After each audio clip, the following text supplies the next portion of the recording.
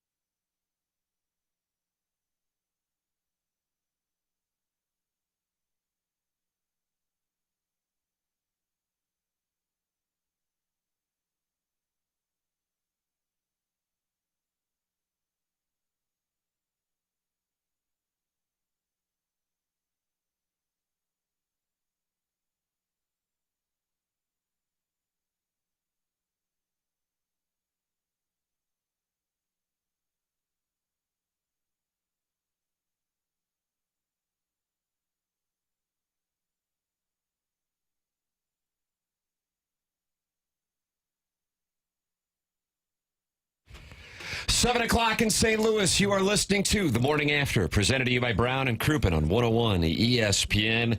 Tim McKernan, Doug Vaughn, Martin Kilcoyne, and Doug Martin is on his way. Okay. Jackson screwed up. Oh, this is on the boy? Jackson apologized to the audience and do it now. Boy. I do apologize. So usually Martin will text me like at 6 in the morning being like, hey, I'm up. Like that's like, he's like, hey, don't worry, I'm coming. Yeah, sure. Yeah. And if I don't get that by about 6:30, right, the protocol is I give him a call. Yeah, like, where was that call this morning? It wasn't there, and that's on me, you know? I got to eat it. I've got an alarm clock that stopped working, too. What happened to your alarm clock? It's worked for 15 years, and I set it. Like an actual alarm clock, not your phone? Is that right? Yeah. Well, I do both. I do my phone and the alarm clock, but I always trust the alarm clock more than the phone. And now the alarm clock doesn't work. But luckily, I always wake up like 2 minutes before the alarm is supposed to go off anyway. My body does the same thing. Yeah. Like if I don't set my alarm, if I You forget. use your phone? Yeah. But sometimes I forget to set my alarm. Oh, Bill. But I'll still wake up. Like my body's just so used to waking up at the exact same time every Doug, I day. use the Sleep Cycle app, and there is a 30-minute window that when I start a stirring, it knows that I'm moving. Therefore, I'm not in REM sleep. So therefore, the electromagnetic waves to my, what you call heaven's sakes. all-powerful brain are not disturbed to feel poor during the day. And up I go. I enjoy my coffee, check the updates on Brazzers, and then come in here and entertain the millions and millions of TMA listeners who love this program. It seems like a complicated way to wake up. And I also have a net that if that doesn't go off for whatever reason, then I have the alarm from the iPhone set as well. And to think it was just a couple generations ago where our forefathers waited for the rooster to start crowing to wake them up. Yeah. Look how far we've come. Come a long way. Except now I've gone backwards because mine, frankly, doesn't work. Solutions for Doug's alarm clock problem. Text them in, 314-399-9646. Good news. On Tuesday, if you do not have an Air Comfort Service text inbox name, Jackson on Tuesday, Wednesday, Thursday, and Friday, and maybe he'll be sporting and carry it on to the next week. Would that be September 8th? That'd be September 8th? Yeah, I'll go till Monday the next week. Sporting. Oh, okay. I am sporting. That's a Lady Bing Trophy winner over there. That's right. Well done. And showing more sportsmanship so you can get your name saved. But don't try to do it today. No, not today. Not today. 314-399-9646. Call in. Hold Jackson accountable for not waking Martin up on the Collier and Thompson phone lines. 314-974-0101. And Doug, the phone calls got to Gabe last night. Oh, no. They did. He didn't do his show topless, did he? He might after as badly as it went. Did it go well or no? We've got a lot of audio from the Colonel's postgame show. We'll sprinkle throughout today's Stiefel Dossier. The Stiefel Dossier is what I would describe as a Jim Dandy, borderline real program. Really? Damn near robust. What do we got? You tell them. I mean, you can peacock around your dossier maybe to distract from your failure on waking Martin up. For sure. So obviously we'll be talking a lot of Missouri football with the win yesterday. Gabe's post-game show was delightful. We'll have plenty of that. They were not happy on Gabe's post-game show. They were and Gabe was not, and then Gabe was not happy with them. Yeah. And then Gabe was not happy with people's football knowledge. It was just magical. What would they have to be upset? Heartbroken, maybe. Don't you're interrupting Jackson's dossier. Okay, sorry. I could not be any sorrier. This is his resume, real dossier. This is the one, you know. All right. Heads up, Helena. You're going to go to Helena? I could see myself in Big Sky Country. Joe Vitale will be joining us at 8 o'clock. There you go. Schaefer Doors, Joey Vitale. Yep, courtesy of Big League Impact, which is having their fantasy football draft next week. Kyle Gibson, former Missouri Tiger himself. Yeah, he probably was loving the win against Central Arkansas. At 8:45, Gabe DeArmond, he of the postgame show. Yes. And of PowerMizzou.com at 9:15. James Carlton. That's at 9:15. We'll also have the drops of the week up in there. Plenty of sporting world news. Sporting world news. Bitterman's Roundtable. A little Bitterman's Roundtable, a preview of this weekend in college football, which might be the best damn week one in college football history. Wow. And then a Design Air Heating and Cooling email today that's up for snatch grabs. As Buck Swope and Riot Stat are tied at 5 wins apiece on the last day of August. Last day of the month. Okay, boy, It's the first of the month. Wake up, wake up, wake up. It's the first of the month. Bone Thugs at Harmony. They'll join us in the studio on Tuesday. Thank you to Stiefel for providing the dossier today. Yeah, and Stiefel Classic next week. Doug, also, today is the last day to apply to be the TMA Listener of the Month for August. So great news. You can keep your anonymity. That was something I was against, but Doug loves when people keep their anonymity. No, I want to hear government names. Go to tmastl.com. And then you can sign up, and you can join the likes of who, Jackson?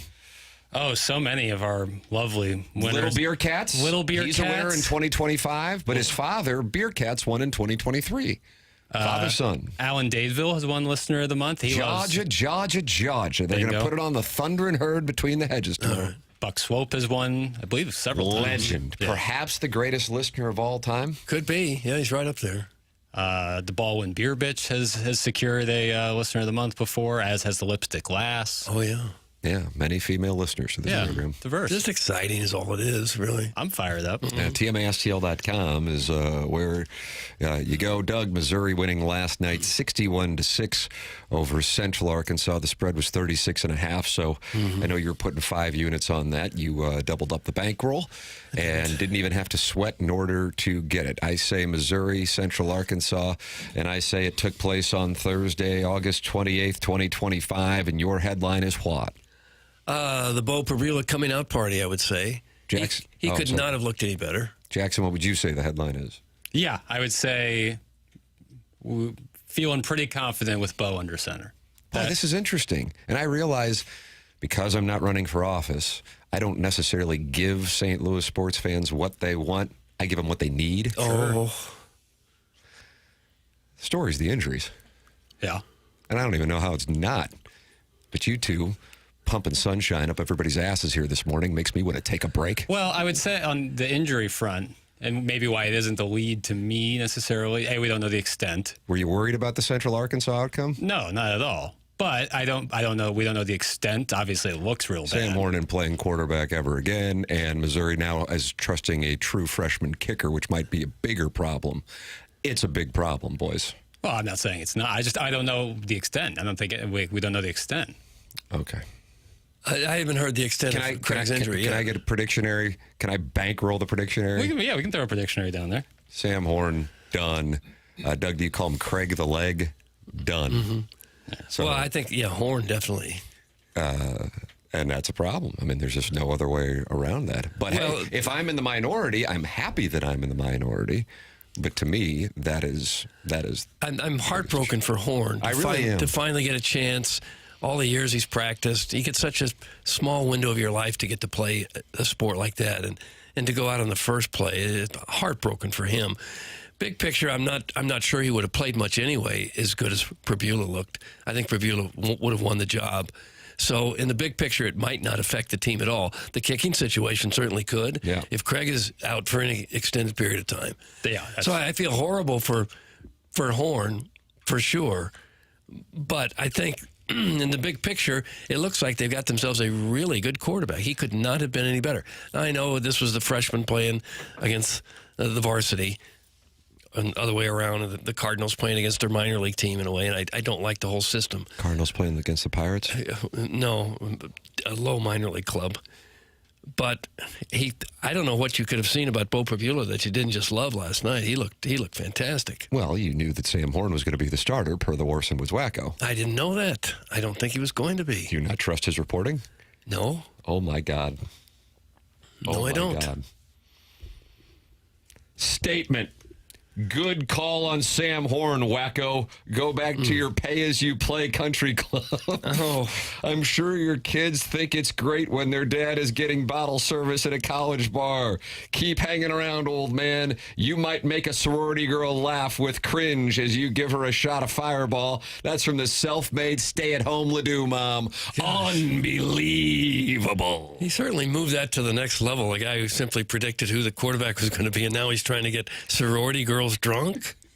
I'm not sure that's fair. You said he. That was from the self-made stay-at-home Ladue. That's mom. a guy, iron worker, Granite City way. I think where the injuries really get a little scary is how Bo Prabula was kind of getting hit last night.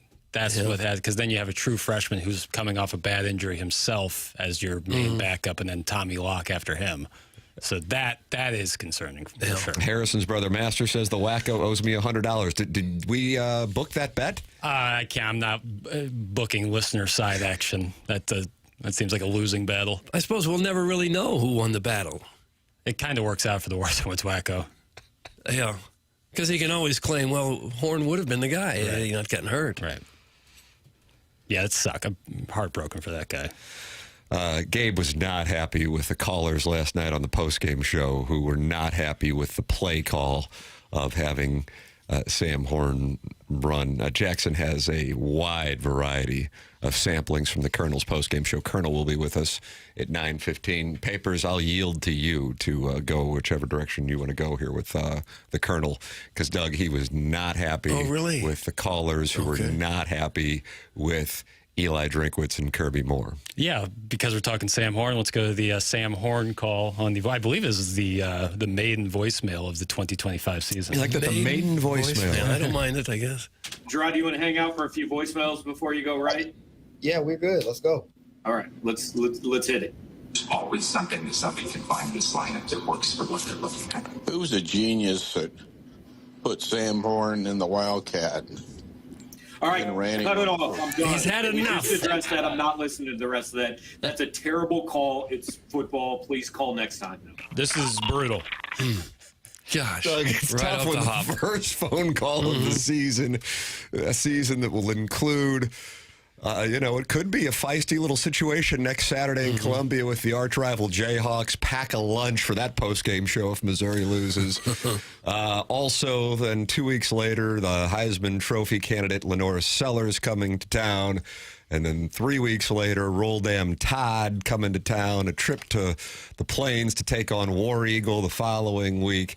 And, of course, Oklahoma, A&M, and Sam Pittman's Woo Pig Sea Cup. So with that all established, it's tough when the first call, the Colonel's cutting it off. Right.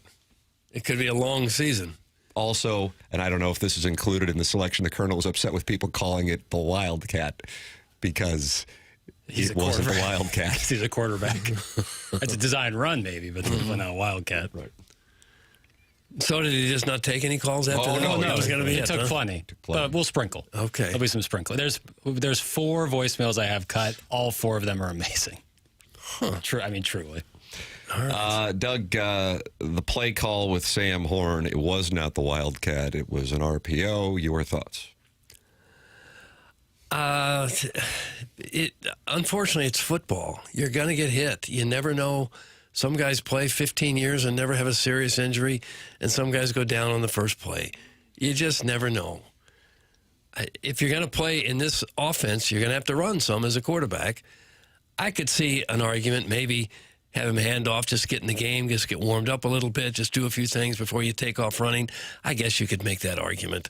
But you can't blame anybody. The guys get tackled on every play. Running backs, quarterbacks, whoever's got the ball is probably going to get hit and hit hard on almost every play. I want to give a take because that's the gig. The gig is to scream. Mm-hmm. And then when challenged with a fact that might provide that what I'm screaming about is wrong, double down and then insult the caller or texter personally. That's the business model. That's the pro forma that we've built out. Okay.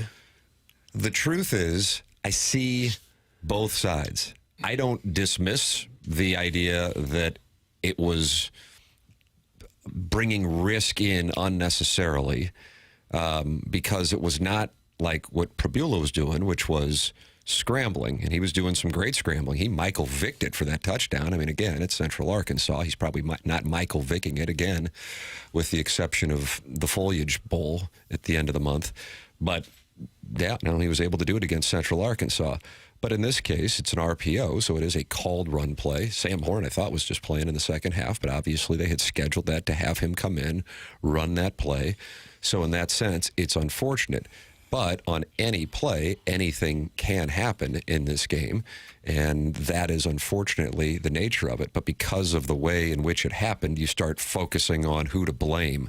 That's what goes on. And so then whether it be Moore or Drinkwitz, they catch blame for something that, in reality is the nature of the risk overall of the game. So I can't scream about it one way or the other. My real emotion is I am gutted for that guy. It's Aaron Rodgers against the Bills on Monday Night Football in his first game against or at MetLife Stadium for the Jets. I mean, this guy battled to get back, delayed his baseball career, even though he signed with the Dodgers. Just the Washington Post just did a detailed story on him this past weekend about playing football, even though he signed with the Dodgers. And just the look on his face, he knew. And initially, if you were watching it closely, I was watching it closely, and I realized that's, Thursday Night Football, SEC Network, Missouri, Central Arkansas. You're not getting Brad Nessler and Gary Danielson on the call. My God, there was a lot of confusion as who was playing for Missouri throughout the course of that broadcast. It was clear to me he was hit awkwardly on that play if you were watching it. and they didn't really get around to it, and he was asking for help initially from the referee to call him up or help pull him up, and then he did, and then he went back down. So I think initially he didn't think it was what it turned out to be. I think it was Power Mizzou's photographer got a shot of him in a full leg brace and on crutches after he had exited the game. And, it's just devastating because he had worked his ass off to get back to play football after having Tommy John surgery on his arm to play baseball. And his Missouri career most likely ends throwing 8 passes. We'll never really know what kind of player he could have been. He played with Travis Fisher in high school, and I mean he's a star recruit. But I'm truly gutted for the guy. Yeah. And this isn't because he's a Missouri guy. I just happen to follow Missouri closer than anybody else. It's really sad. It's really I am truly gutted for him. And as a right-handed pitcher, that's his push-off leg, too. I hope it doesn't affect his pitching ability. Yeah. I'm sure it's the Dodgers' worst nightmare, his worst nightmare, everybody's worst nightmare on that one play. Yeah. And then with regard to Blake Craig, the kicker, he's on the field. You will see kickers make tackles. That's what happened on that play. Kicker doesn't go running off the field after he kicks the ball. Sometimes he is the last line of defense, and he made the play. And unfortunately, there is a chance that he is done for the season. And he's a heck of a kicker, too. He is really good. 2 big kicks, really good. That. Yep. So that's a real situation. How many games last year? Missouri was 3-1 in the tight games last year. The one loss being at South Carolina that you're sitting and you're counting on the kicker late, and now you most likely are trotting out a true freshman in that situation. Mm-hmm. That is probably a bigger deal. It's also something that most people this morning aren't thinking about. If you're a casual fan, you see they won 61-6, but if you're following it closely, that is a substantial situation. The Horn one is the one that's going to get attention, but if it was going to be Perbula's job anyway, and I, of course, trust the reporting of the Warson Woods Wacko, so I feel like the starting quarterback was knocked out. But either way, you go down to a freshman kicker. Now, maybe this guy's a wizard, but the Colonel said in his postgame show he has no idea who the man is. But he is now the kicker for Missouri. Bobby Meyer. Well, unfortunately, injuries are a huge factor in football as to who goes all the way, who has a big year, who doesn't. Yeah. It just is. And usually if you're going to have a big season and have a chance to win a conference title or get into a playoff or take a run at the national championship, your key players have to stay healthy. They just have to. Yeah. Craig's looked fluky. Like it just is it just happens. Like he's making a play, Barrett, like it just goes down. Right. It's like fluky and it just sucks. Like there's nothing anyone in Central Arkansas did wrong. Nothing Blake Craig did wrong. Just making a play, gets hurt. Like it sucks. Martin Kilcoyne has joined the program, and we've already held Jackson accountable for not waking you up. But if you want to go after him, please do. The system broke. Apologies. But I got to say, this is a good show. I might take some Fridays off just to audit. Rich Gould. Did Rich Gould have it in his contract that he was off Friday? No, and that was the reason he was terminated. They'll do it. He just decided he would take Fridays off. Junior, I'll tell you what I'm going to do. I'm going to do Monday through Thursday. You guys do Friday. It'll be good for you. I'm going to take them off. You get some, never let management know. Get some added reps that way. That's right, exposure. And made it sound like it was to your benefit. Absolutely. Show sounded great. I have to tell you, I was out cold, and I heard a noise, and I shot out of it, and I was like, what time? Oh, my God. It was like 6:45. I'm like, what is going on? It was a text from Lutz Pfannenstiel at 6:45. Really? 6:45? That's what woke me up. I have to be honest with you. So if Lutz doesn't text you, you're still in slumber. He said he didn't grab his phone since Monday, since he was terminated, not for taking Fridays off, but for a losing soccer club. Sure. And so I looked at it, I'm like, why is he texting me? And I thought it was 5:45. I'm like, why is he I'm like, oh my God, it's 6:45. And then my first thought was, well, this is Jackson's fault. 100%. We have a system. We have a system. We have a system. Good for you. I sent an emoji, usually around 5:58, 6:03. And it's a Wes Anderson gif? Sometimes. And he doesn't respond, but he just knows we're good. Yeah. And the system is at 6:30. If he has not received said emoji, he calls me. But it's fine. I'm kidding. It's what time did you get home last night from work? Last night, we were sitting there. Producer Dave and I were breaking it all down. I probably got home at midnight last night, which is later than normal. But I've got a routine. And my wife even said she was getting up. She said, you never do this. And I said, well, I was in a deep sleep dreaming about Mizzou's national championship, and I can't. No matter how many years you do it, work late and get up early, it's still a struggle every morning. I have to tell you, though, most days I shoot out of bed. I'm good. Yeah. And today I was in a deep slumber, and thank you, Lutz, for the morning text. Otherwise, you'd still be asleep. And then I started. I was about to call you as you texted. It's fine. It's fine. Enjoyed the show. Much like Lou Brock. Hunchback of Von Castle says, I thought Martin quit, and I can't blame him based on how Jackson treats him. Hunchback of Von Castle. The alliance has never been stronger. Damn right. Many have gathered in the Michelob Ultra YouTube chat, youtube.com/TMASTL. Already 216 in there. That's brought to you by Michelob Ultra. John Scores is talking to Joey Vitale's Gooner module. AM is in there and says season's over, I guess. It says it's over. I don't know. Why would you think it's over? There is a positive side. Bo Prabula came in, and yes, it's Central Arkansas, but he looked fantastic. He did everything you could possibly want a quarterback to do in a game, no matter who it was against. You know, it does matter, but he couldn't have been better. They looked awfully good, and maybe the freshman kicker's okay. Maybe the main kicker, Blake Craig, is not injured as badly as we think he is. There's hope here. It's not over. And they've got some weapons. The key was, did they have a quarterback who can get the ball to a Marquise Johnson? And it's pretty funny because there'd been a narrative about Bo Prabula that he doesn't throw a deep ball, which I don't know how you even know that. The guy's thrown, 50-some-odd balls at Penn State, and they alluded to that on the broadcast. My favorite Bo Prabula moment was in the postgame on SEC Network, and the reporter is talking to Eli Drinkwitz and Bo Prabula. They do this a lot in college sports. Yeah. The player stands next to the coach and waits his turn. And she said, all right, come over here, buddy. And I don't know if I've ever heard a reporter say, come over here, buddy. Maybe she didn't know who he was. Whatever player's standing there. Get over here. So if the phone lines open up, Jackson, and we don't have time to audit them, just say, all right, buddy. What do you got, buddy? I saw her dancing in the pregame show. Did you see that? I did not see that. She was marching in the middle of marching Mizzou and took some boy's trumpet. Clip that off. Warson Woods Wacko Martin has issued a statement.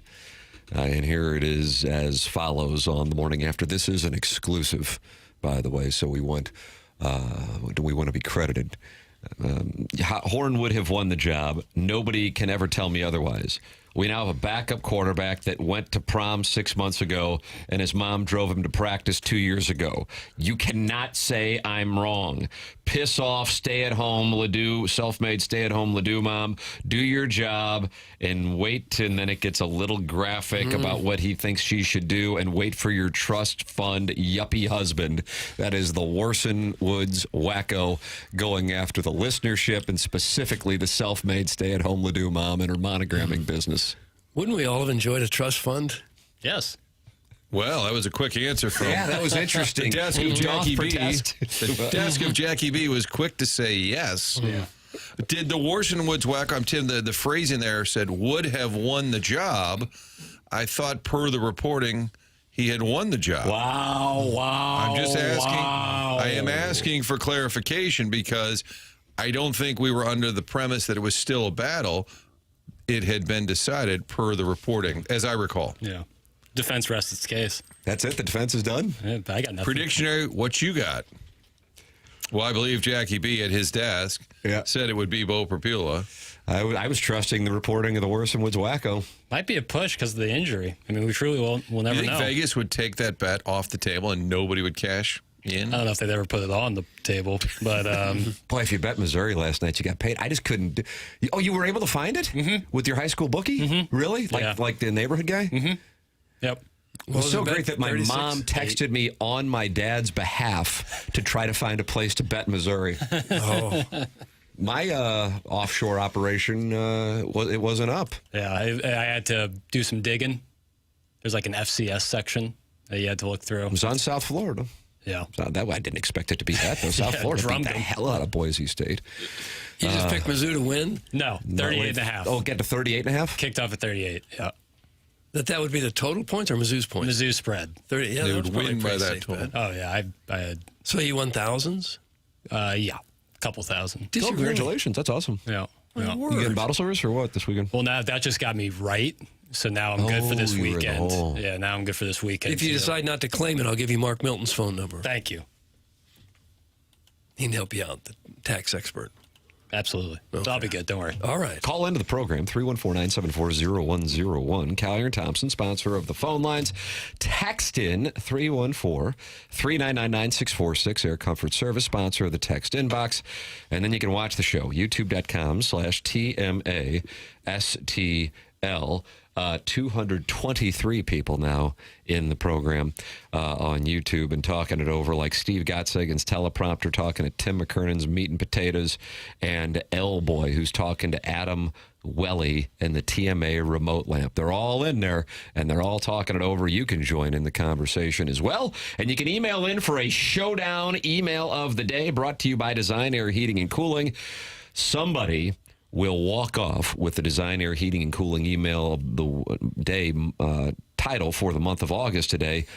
If Buck Swope or Riot's dad wins. Now, if Kevin Miller wins, we have a sudden death playoff on Tuesday as the program is off. The station is off on Monday for Labor Day, the morning after at InsideSTL.com. And Doug, what a holiday weekend forecast we have. Thanks, Seth Goldcamp and Design Air Heating and Cooling. Oh, it's so joyous to look at the forecast when it's like this. High 84 today, high 83 tomorrow, high of 79 on Sunday, high of 78 on Monday, and then next week it's nothing but sunshine and temperatures in either the 70s or 80s. I mean, this is just the garden spot of the Great Plains. Yes. That's who we are. And if it isn't the garden spot, Seth Goldcamp comes over to your house and he fixes it up real nice, like with Design Air Heating and Cooling online at designairservice.com. Doug's a client, Martin's a client, I'm a client. Longest running sponsor on TMA, designairservice.com. Support the sponsors. That's the name of the game. It's 7:28 in St. Louis. Time check brought to you by Clarkson Jewelers. The program is TMA 101 ESPN.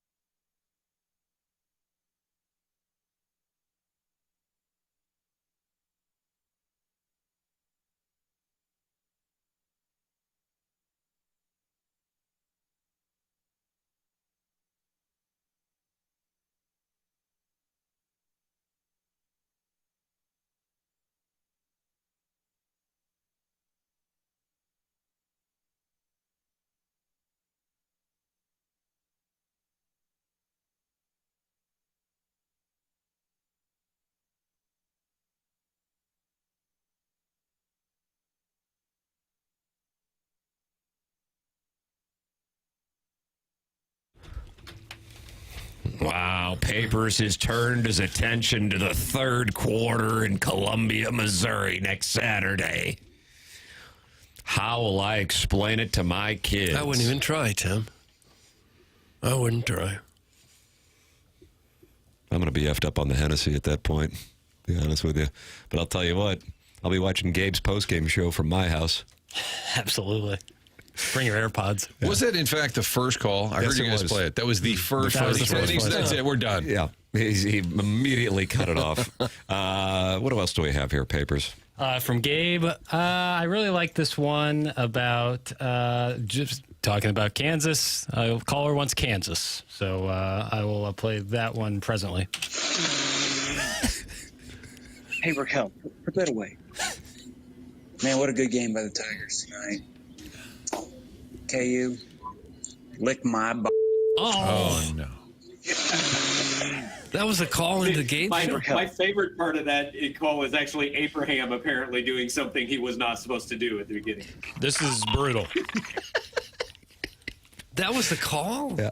The post-game show was, the guys were on their way to the lake, and they were calling in and leaving voicemails at McKernan.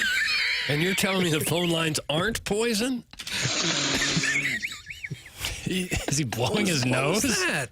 Sounds like he's... I think that was more of an inhale. I was thinking, it sounds like he's priming a leaf blower. I thought the first call you played, the Kansas or the Wildcat guy, I thought there was a little bit of a pre-roll audio on him as well. Are they live calls? No, there's voicemails. Listen, I was trying to get a sponsorship deal for that postgame show, but one of the terms of the contract would have been must take live phone calls. Colonel got away from live phone calls after 2 seasons ago, Martin. It got away from him with the phone line. All right, cut it off. I'm done. Gabe will be joining us, brought to you by James Carlton. At 9:15, Joey Vitale, who I saw yesterday at 8 o'clock, got to talk it over with his wife, fresh off of the Paris trip, and she informed me that he does say a lot of things on the show, but oftentimes he thinks they're true and they're not. So we'll figure that out coming up when he joins us at 8 o'clock on your Stiefel Dossier. And then, of course, we've got the drops of the week, and we also have the Design Air Heating and Cooling email of the day. Eli Drinkwitz following the game. Jackson, a lot to talk about with the injuries to Sam Horn and Blake Craig. Here is Eli Drinkwitz on the injuries. Coach, with Sam and Blake, is the early expectation that it is long-term injuries for both of them? Yeah. Is that a question or? Yeah. Yeah. Is it expected to be? Yeah. Yeah. I'm not gonna speculate. I don't have a doctorate degree. They'll find out tomorrow when they MRI. Coach, after Sam went down, what was the initial reaction from the way Bo stepped up in that game? Yeah, I don't think he stepped up. I think he was just continuing to play the way he was playing. I thought he did a nice job handling the situation. He knew he was going to play the first half. We knew we were going to run that formation pretty early in the game. Just disappointing that he got injured. It was a heck of a run and just disappointing.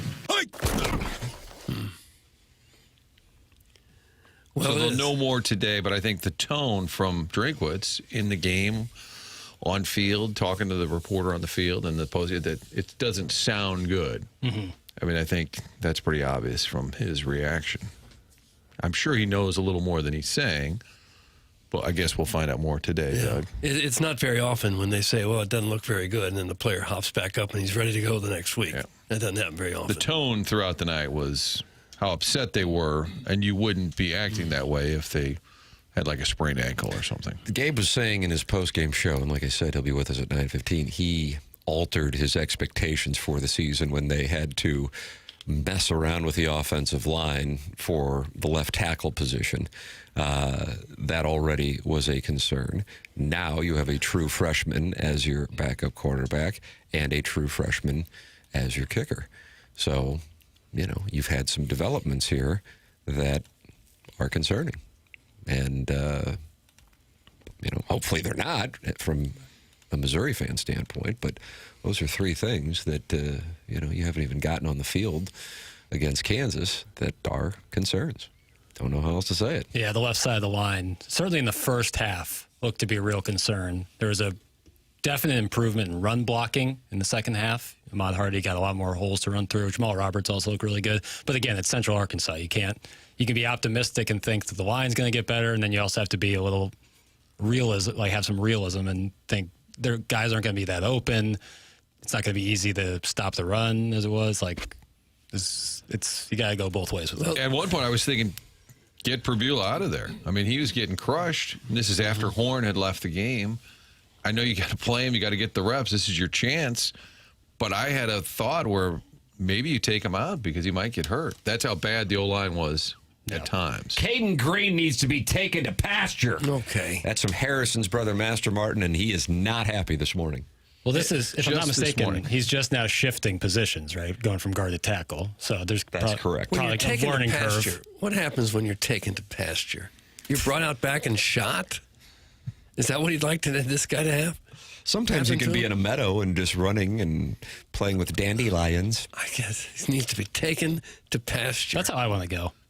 What about being shot to the sun? No, like 90 years old, and they just like let me out in the meadow, and I just kind of disappear. Wait for my demise. I bet when you're that age, you're not going to want that kind of treatment. Forage. Mm-hmm. I don't know. Drinks a dope. Yeah, let's put our golden arm quarterback in the Wildcat. That's from the 314. Don't get Gabe going on the Wildcat. It can't be. But Can't be the Wildcat. the announcers said during the game, they did say that the plan, because obviously they meet with the coach before the game, the day before typically, that the plan was for Perbula to play the first half, but for Horn to come in at the Wildcat at times, is what they said during the game. That was part of the... So the announcers misspoke, which then led to this Wildcat thing. Gabe, not listening to the broadcast, did not know that, and he kept getting calls about the Wildcat, and it made him lose his mind. Doug, you want to hear one of the calls on the Wildcat? Okay. Oh, there's more. Oh, you better believe it, Martin. You want the Wildcat one Yes. again? Yes, please. Hit the lever, please, Pale. Sure. Gerard, do you want to hang out for a few voicemails before you go right? Yeah, we're good. Let's go. All right, let's hit it. There's always something that somebody can find in this lineup that works for what they're looking at. Who's a genius that put Sam Horn in the Wildcat? All right, cut it off. Okay, let him have his say. I'm not listening to the rest of that. Oh. That's a terrible call. It's football. Please call next time. This is brutal. There's another one later in the program where he loses his mind. Do you have that one? No, I don't. But that guy also had, what was it, Larry Nickel was watching Storage Wars? Yeah. There seems to be a thing when people call in, they're busy, preoccupied with... There's always something that somebody can find in this lineup that works for what they're looking at. What is he watching there? Can you do a little forensics on the audio there? I could try to find But out. they seem a little distracted. They're not focused. Gabe shot him to the moon, but then said, call back. Well, it seems like if you're going to take calls, you got to at least let the guy have his opinion, don't you? Oh, Doug sideways with Gabe. How about that, Tim? Well, You already played this clip! okay. From the Hunchback of Vaughn Cat. Easy on the boy. I'm sorry, I only had the one Wildcat. There was That's my one fault. later on in the program where somebody brought up the Wildcat again, and Gabe lost his mind I bet I can find it. and said, this is like, and then he made a comparison. He goes, I know people hate when I make Chiefs comparisons, but this is like when Patrick Mahomes did this. And he said, it's not the Wildcat if it's quarterback. So he was getting frustrated. I don't think that was one of the greatest broadcasts that I had heard. But again, it's the Thursday night Missouri Central Arkansas game. So you're not necessarily going to have your A team. But whatever you want to call a formation, it was a planned run. That's right. It's an So RPO. whether you call it Wildcat or RPO, it was a snap to the quarterback and he ran. So I think that's all the fans are talking about. Right. I think it's easy to blame. But Gabe's sitting there challenging the knowledge of the fans because they're calling it the Wildcat, and that's where he goes in on it later on in the program, which I believe Little Jackie Papers is pursuing now. And players are going to get hurt. It does happen. I'm a little surprised that the plan was for him to come in at times in the Wildcat formation, according to the announcer, that was the plan, or that they wanted to see Horn running the ball because the narrative had been Perbula is the runner, Horn's the thrower. Was that not what we'd always sort of heard about both? I think he could get a look to see how well he runs. If he drops back to pass and there's no one open, okay, now let's see how you run. Right. which was more of the Brady Cook style, whereas Prebula's is theoretically more of the called run thing. So that is why Horn running was the thing that surprised people. Guys, I'm an offensive line enthusiast, and I watched all 5 starters, aside from Tollison. God-awful. Doug, that's in caps. South Carolina may decapitate Prebula. That's from the plug bandit from Washmo. And this is an offensive line enthusiast. That's correct. And he's a plug bandit. Washington, Missouri. All right. Stephen Tom, Martin, it's not the Wildcat. I didn't say it was. I'm telling you, they announced during the game that they were told that the plan was for him to come in the first half and run the Wildcat. That's what they said on the broadcast. Thank you. It was not a Wildcat. Let's get past this. He was in the shotgun, right? Is that what you'd like to call it? He was in the shotgun formation? But I am surprised they wanted to see Sam Horn running the ball. Yeah. And I was concerned that he's going to get mop-up duty in the second half. And granted, Central Arkansas, whether it's their first team, second team, maybe you could say it doesn't matter. We just want to see Horn get some reps. I didn't like the idea that he was going to be out there with, you would assume at some point, Mizzou's lesser roster, right? You're not going to play all your starters the whole game, probably. So I was glad when they first brought him out there. Oh, good. They're going to mix him in the first half. I was excited about that. And then, of course, the first play gets injured. It sucks.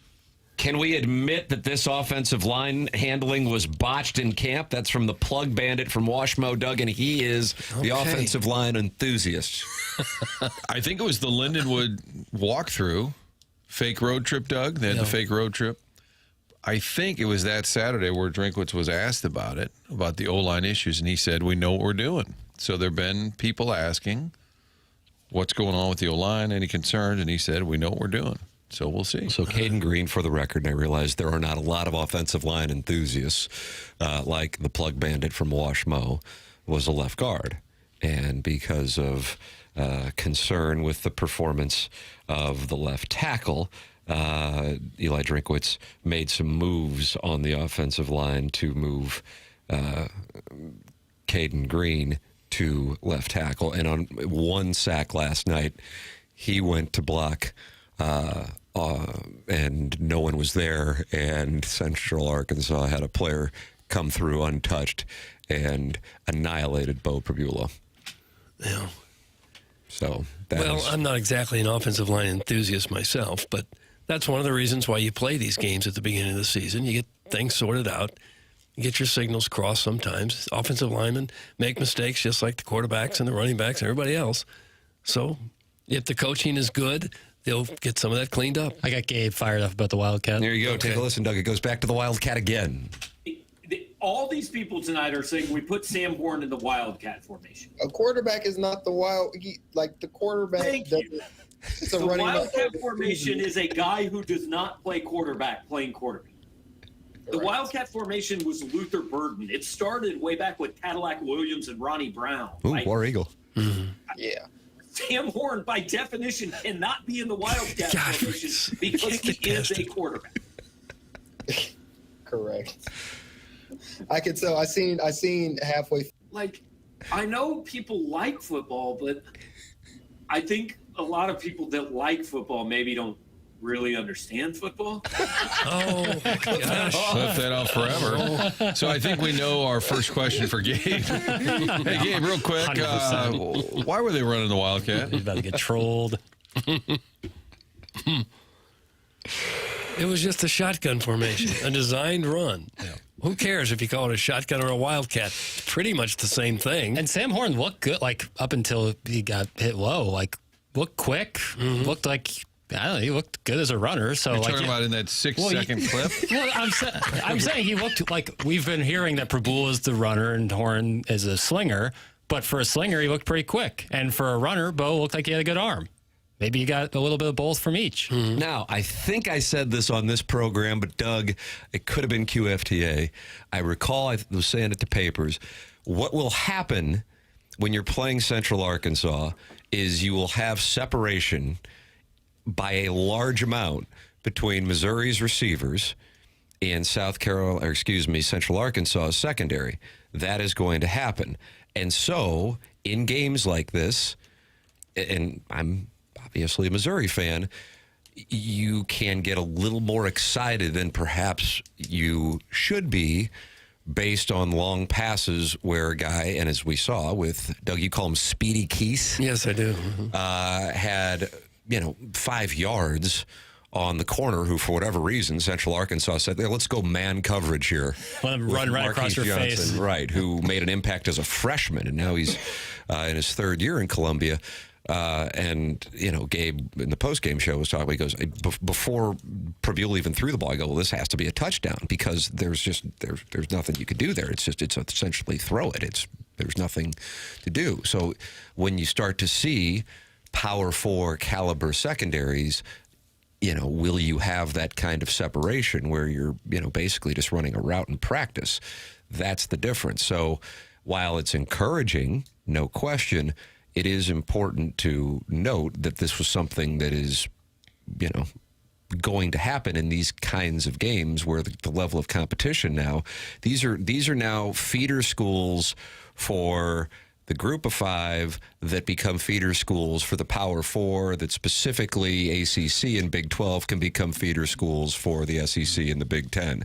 So that was the equivalent last night to the Yankees playing the Palm Beach Cardinals, as far as levels go, with an SEC team playing Central Arkansas. So, yes, it's wonderful that Bo Prabule was able to hit Marquise Johnson, but, this is something that was also predictable if you follow, and this isn't limited to Missouri. You will most likely see some of this tonight in Champaign, Illinois.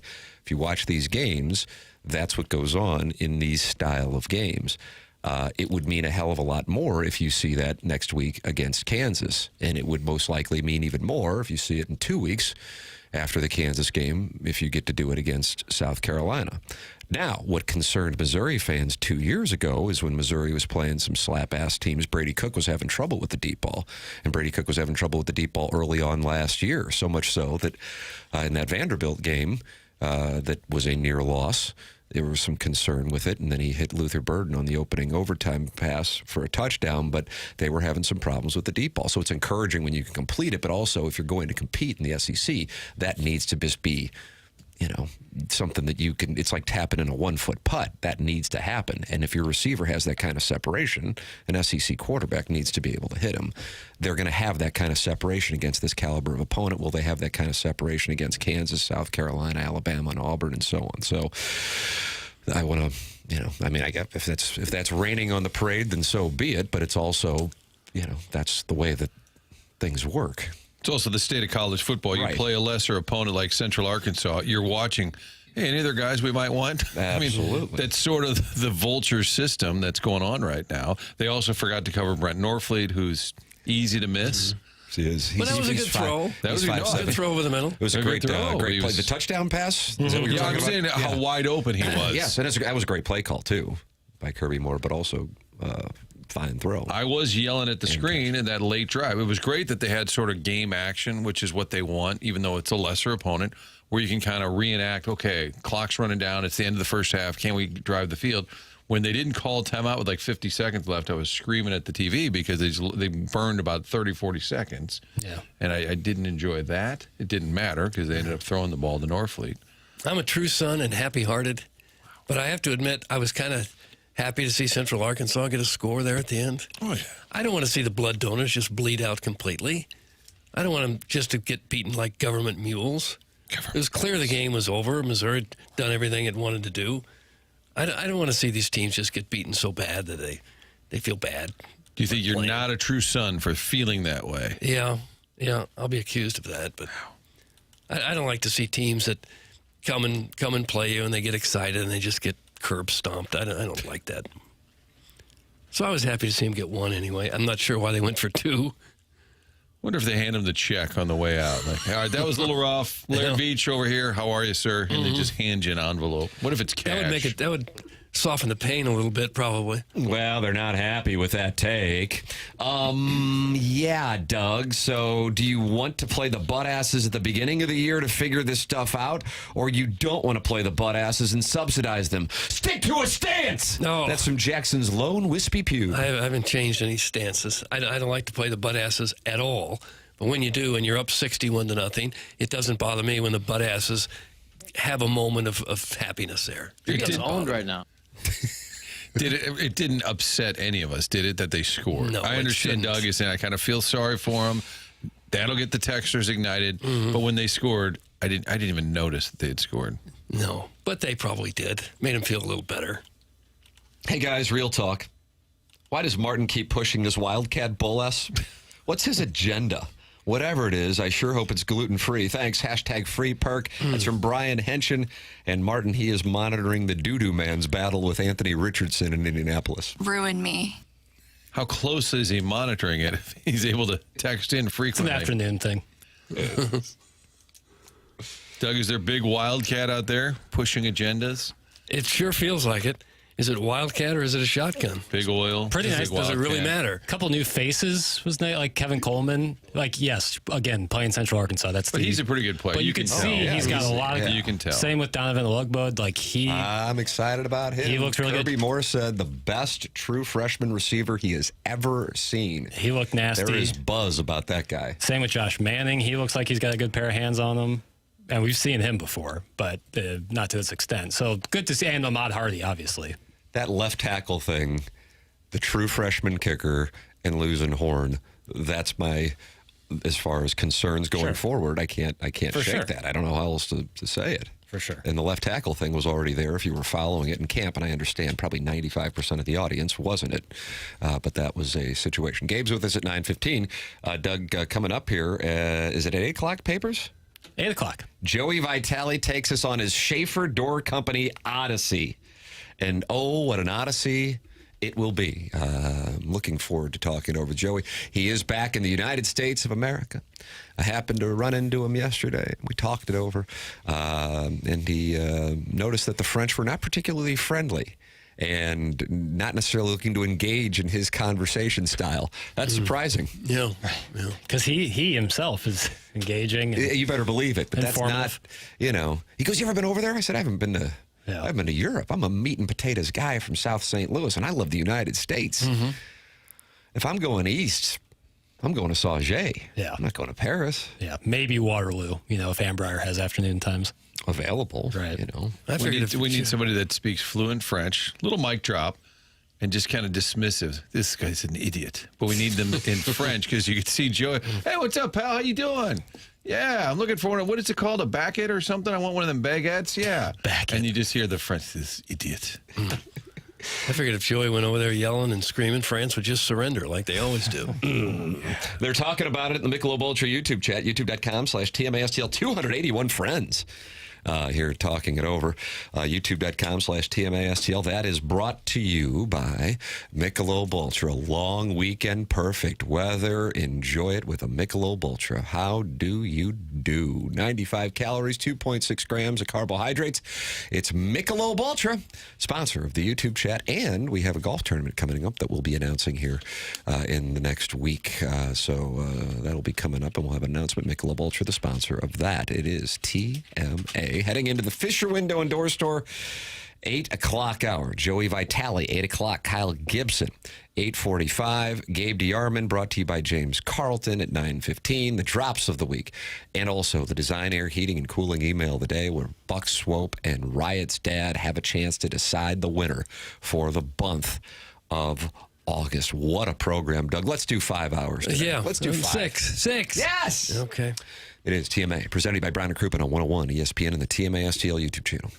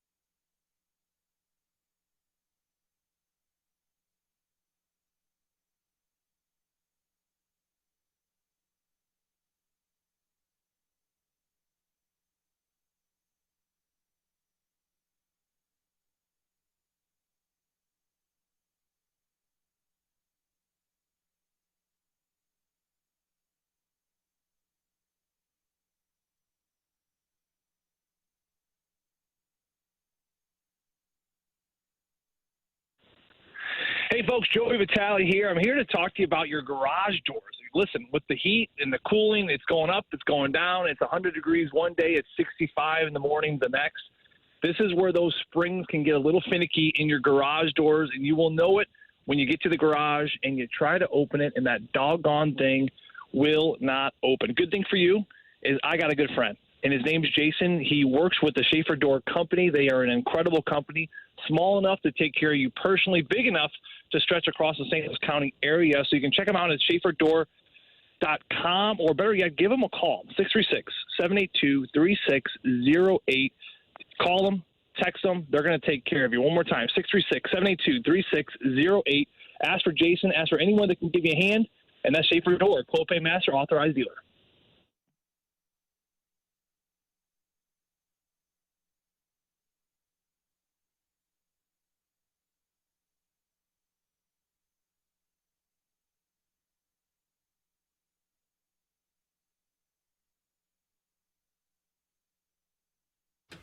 This is Jackson with a Sports Center update, driven by Johnny Londoff Chevrolet and Johnny Londoff Autoplex. Missouri kicked off their season last night, winning 61-6 over the Central Arkansas Bears. The Tigers will try to go to 2-0 as the border war continues on Saturday, September 6th. It's going to be a 2:30 kickoff against Kansas. That was another Sports Center update, driven by Johnny Londoff Chevrolet and Johnny Londoff Autoplex. See them at Londoff.com. Chevy, together we drive. Are you kidding me?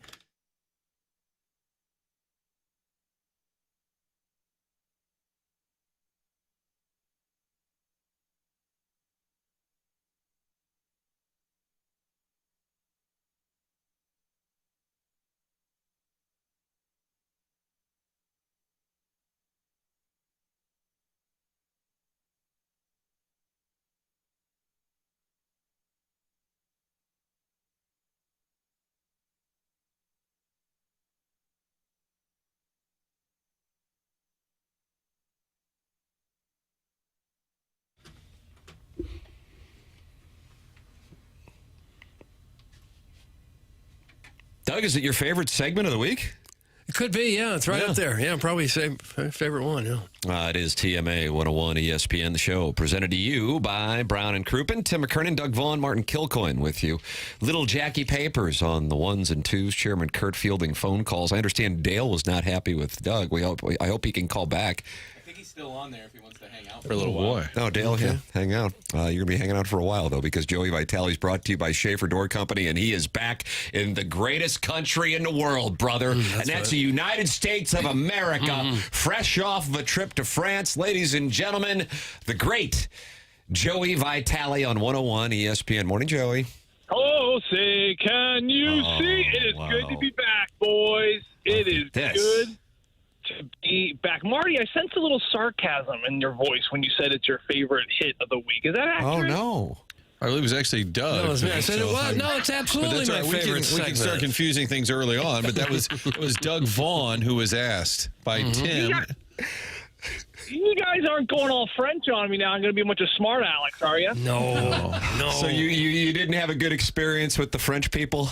They were not very warm. I mean, listen, they were not mean. I've heard the rumors of like they're rude. I'm not going to sit here and say they're rude, but listen, I'm a teddy bear. Give me a big hug. Fill up my wine. Give me more pasta and pinch my cheeks while you're doing it, and give me a smile. I'm a Vitale. I'm third generation from Sicily. I love that kind of stuff. The interactions. When I went to Italy a few years ago, there was a 90-year-old man that came up to my daughter. She was 6 at the time. And, we're at the restaurant, and kids are making noise, and everyone's laughing at him.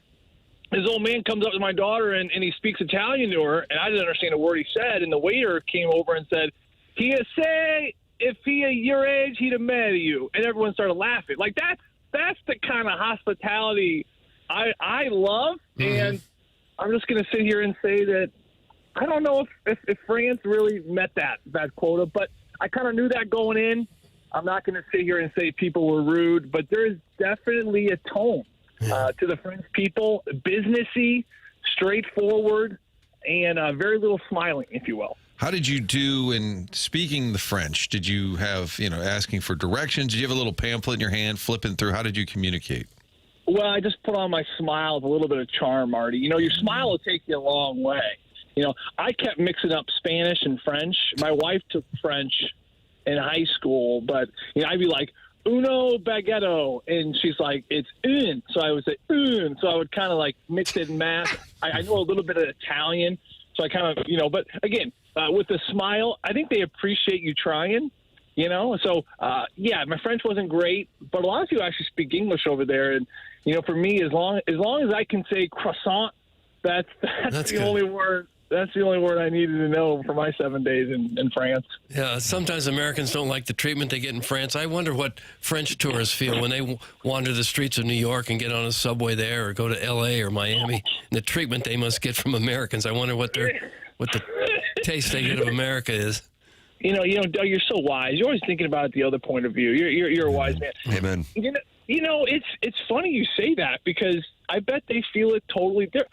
You know, I would imagine, number one, they would say that two things stand out.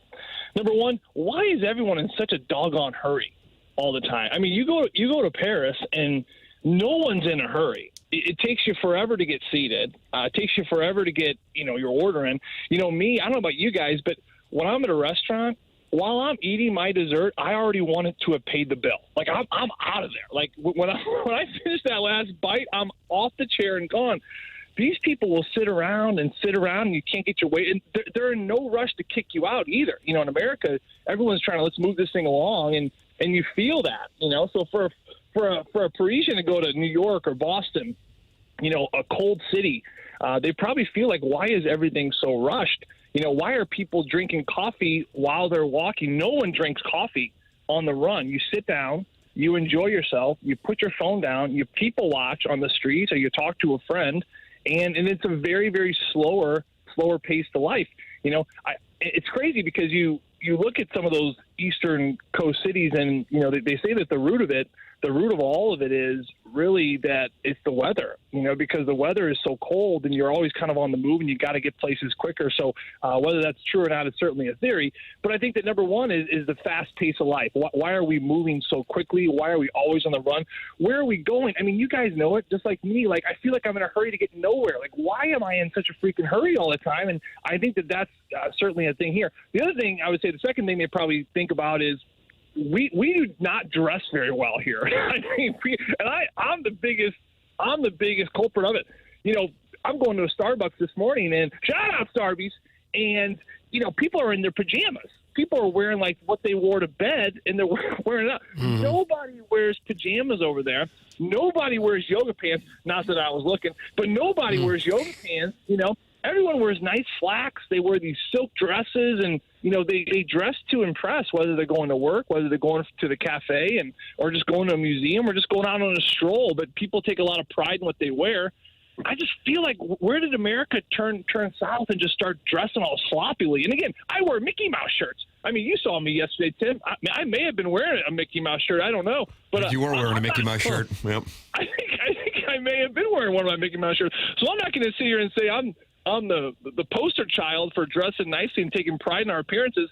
But I would say those two things. Why are we in such a hurry? And why does everyone dress so sloppily here? Sloppily? Is that a word? Yeah, we'll let it go. I think that's what's adverb, Doug? I know why we're in a hurry, though, is because this is one of the most competitive countries in the world. And if you don't get on your horse and get something done, you're going to get left behind. And that's why people are hustling to keep their jobs, to make a better life for themselves. Otherwise, you will get buried here. And that's why we're the number one country in the United States. Yes! That's why we invent everything, why we got the most powerful military, why we're the richest country, because we hustle. Mike? Yes, go talk. Hey, how are you? Good, thank you. Absolutely. Hello? Yes. I don't know much about that. But you know what? That's the most excitement I've heard in your voice in the last couple of years. So I'm glad you're passionate there about something. Yeah, there you go, Doug. That's why we're in a hurry. You have to be. You'll get left behind here. You do. It's just, I guess, it's values and priorities. You know, I think that we're so busy chasing the dollar here. We're so busy chasing the job and chasing the car and chasing the house. And there it's just different. I think they're chasing something else. I don't exactly know what they're chasing, but I know that, again, you sit down at a restaurant and no one's got a phone. No one's in a hurry. I think they're enjoying each other's company, and that's kind of it. So whether or not they're right, we're wrong, or we're right, they're wrong, I'm not really sure how you splice it, but it's definitely a different way of living. Yeah. And the dressing, I think, we started to dress, we kind of lost the formality of dressing, I think, in the 70s. 'Cause when I was in high school, there's a lot of people wouldn't even wear jeans to school. They thought, I don't know, I look pretty bad in blue jeans. There were some schools wouldn't allow it in the early 70s and 60s. Could not go to school in jeans. And now, then we started to have casual Fridays where you didn't dress up to go to work. And now most people don't wear a coat and tie to go to work. And, you can wear shorts and tennis shoes and whatever. And everyone is more comfortable, so they're accepting of it. Yeah, I think so. I mean, there's a lot of truth to that. I mean, you look at some of these old footages of these NHL games, and guys are wearing top hats and suits. I mean, it's remarkable. I actually think that would be a really cool theme night. One of these years, if the Blues ever want to do, they do the Star Wars, which I can't stand, which is basically one of the biggest moneymaker ones ever, which is crazy to think. I guess there's lots of nerds out there, but I was always thinking about doing like, what if we do like a 50s, 60s, 70s throwback where everyone has to wear a suit and tie and a top hat. I bet half the people that go to Blues games don't even have a top hat. I mean, probably a suit. So Doug owns a couple top hats. Yeah, stovepipe hat. That's what I have. Yeah, Doug, you can spread the wealth. You can let some other people use them. Okay. But yeah, no, I don't know. It's interesting. It's interesting the clothing and the way we dress and how we dress and the things we do. And but certainly there's a different separation between that part of the country, that part of the world rather, and what we do here. If we dress better, we'd also behave better. Because people that are in suits and ties, they're not getting in brawls on the street. Yeah. I agree. I think it actually sets the tone. Mm-hmm. They say it sets the tone for your day. They say making your bed every morning. I don't know where that came about, but I actually kind of like it because my kids are starting to do a little bit better job of it. But you kind of tackle that first task of the day, But then how you dress, I can see where that is. You look at some of the way these NHL players dress, and they certainly believe it. They say, what's the old saying? Dress like you play, or you look good, feel good, play good. I mean, it's a rhythm to things. It's certainly a setting of the tone. I think I can appreciate the fact that when I wake up and I put a little effort in, you do feel a little bit more pride in yourself. And I think they have that over there. And I think that for some people here, we've kind of gotten away from that. And I know that for one, it's definitely kind of opened my eyes to some things. And but I've definitely been on my kids a little bit more about how they dress and their shirt tails tucked in and all this stuff. My son's at DeSmet now, so he's looking like a hoodlum coming out the door every day. He's got a shirt untucked. I go, listen, brother, hey, listen, this is why you go to DeSmet. I go, try to look like a cadet for just a second, please. Oh, look like a cadet while going to DeSmet. Yeah, like I know you're wearing the maroon and gold, and that pains me every single day, and I still lose sleep over it. But my God, please look like a cadet and put your shirt tail in and look professional. There you go. So he's sending his son to DeSmet, Tim, probably for their new middle school, grade school, yet he's advising him to be like a cadet because Dad went to CBC. Do your kids wear the hockey gear where, like, your pants are kind of high waters and then you don't wear socks? Every hockey player walking into the game, and now they film everybody walking. Here he is, walking into the building. You have to have the sport coat or suit. It comes up almost above your belt, Doug. It doesn't hang low. And then your pants, suits super tight. And then you see everyone's ankles because they don't wear socks with their dress shoes. It's such a bad look. That's a hockey thing. And then Vitale and Strickland feel the need that they have to look like hockey guys. Whoa! You just lumped me into something I don't appreciate there, Marty. I thought you were my CBC boy. I thought we were brothers. You're a traitor. Your son goes to DeSmet. Listen, that was his choice. I thought we were brothers for life when you said that. No, I don't do the high waters. That is certainly a thing with the no socks. It looks strangely uncomfortable. But I will say it's players nowadays, they have their designers and they don't dress for comfort. They dress to look good, especially with a lot of the French Canadian influence. A lot of designers come in and work with the players. And I think that, their designer suits are partly because they have to be. I mean, and you look at the lower section of any hockey player, it's not really conducive to an off-the-rack kind of suit if you're going to go to Nordstrom's for my buddy Chris Roberts. Chris Roberts, shout out, Chrissy. Chris Roberts. Does that count as Yola? Oh, that's Yola. I think it does. He's my boy. He's my boy, Chris, my boy. But anyway, no. So they have to have to measure the right way, you know. So, but it's amazing. It's like we're losing more and more stitching and fabric every single year. At one point, we're just going to be naked, I think. That's the thing about swimsuits. You ever look at a swimsuit, you know, when it was funny, last year at spring break, my son went to Florida, and I said, how was the trip when he came back? He's like, Dad, it was awesome, but everyone's got swimsuits with they're up their butts. And I was like, oh, nice. Yeah. I was like, I think those are called thongs, son. He's like, what's a thong? So I dropped it. But my point was, you know, growing up, like, you remember, guys, like, you go to the beach, but there was, like, you know, you had to let your imagination fly. Yeah. You're like, you know what I mean, Doug? You know what I'm talking about, Doug? I mean, like, your day, they were probably wearing the full body suits with the hats and all that stuff. So, you know, you used to have an imagination, like, but now there's no imagination. You're just like, boom, there's your butt. Yeah. And sometimes the smaller the swimming suit, the more expensive it costs. I don't really understand how that would work, but that's how it is. I don't understand that at all. And I can't understand for the life of me why a girl would want to wear a thong. Well, who would want something right up their rear end? No. Cut that off. Gosh. When does camp open, Tim? Is it next month, is it? I think it's in like 2.5 When's the weeks. first broadcast there, pal? We got to start talking hockey here pretty soon, fellas. Yeah, it's about a month or so away. We're looking at some preseason, end of September. Blues going to hit the road for a quick back-to-back, and then we rip and roll. Minnesota Wild coming in first week of October, and I'm gonna miss these lengthy, all over the place talks. We probably should dial it in as we get a little closer. No. How do you guys handle that? Hell no. No, you give me some Parisian thong talk, I'm all in. I'll let Jackson ask the questions about the defensive pairings. Yeah, what do you like? What do you like? Give me the straight skinny there, fella. Tim, I was going to ask you really quick. Tim, how are you doing? I saw you yesterday. Oh, my God. Doug, get the gong. Sleeping the switches. I asked a question. He said, I'm worried about Tim. Tim, what? Tim Yes, Jackson, he looked like he was out of sorts yesterday. I've never seen him at pickups. I saw him there. I was like, hey, who is this guy? He looked like he hasn't shaved in a good week. His wife's out of town, left him with the two little ones, so now he's playing mommy all weekend.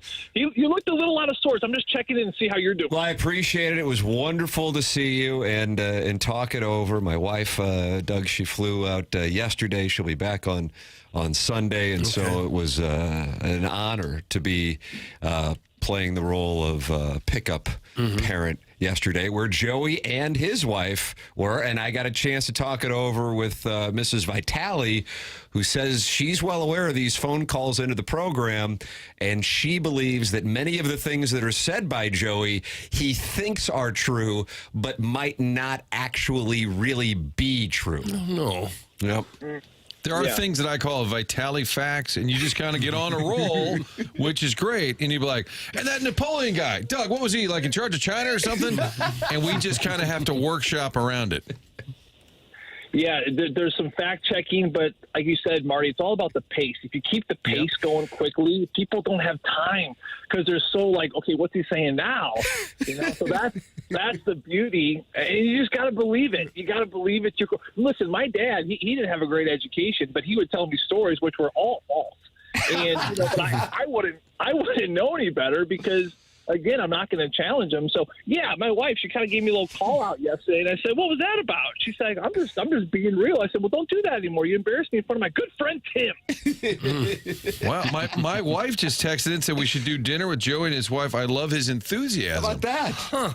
Oh, how about that? Marty, please tell her I am married, but I am going to... Well, she doesn't want to go to... Hey, dumbass. She doesn't want to go to dinner with you.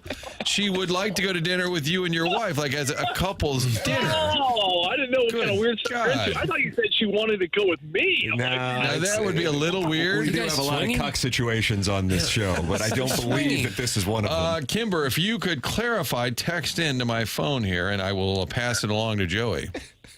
Yeah, I got into... I'm married. Yeah, no, I'm not. Like I said, it's all good there, Marty. I'll put you on the list. How about that? I'll put you on the list. There's a list of dinner requests? Yeah. Gosh, is polling on the list, Tim? I bet he is. I'll make time for a good CBC cadet boy. You know that. Okay. So you're in. Okay. All right, Martin, you're in. Tim, sounds like it's happening. It does sound but like I'm on the list. You're on the list. You're on the list. Okay. Wow. It's like I'm going to dinner with Logan Mayu. Oh, sorry, Marty can't. Oh, Steiner asked me to play golf. Oh, sorry. Okay. Every day there's going to be an excuse. Oh, Strix and I are getting together for coffee. Okay, never mind. Oh.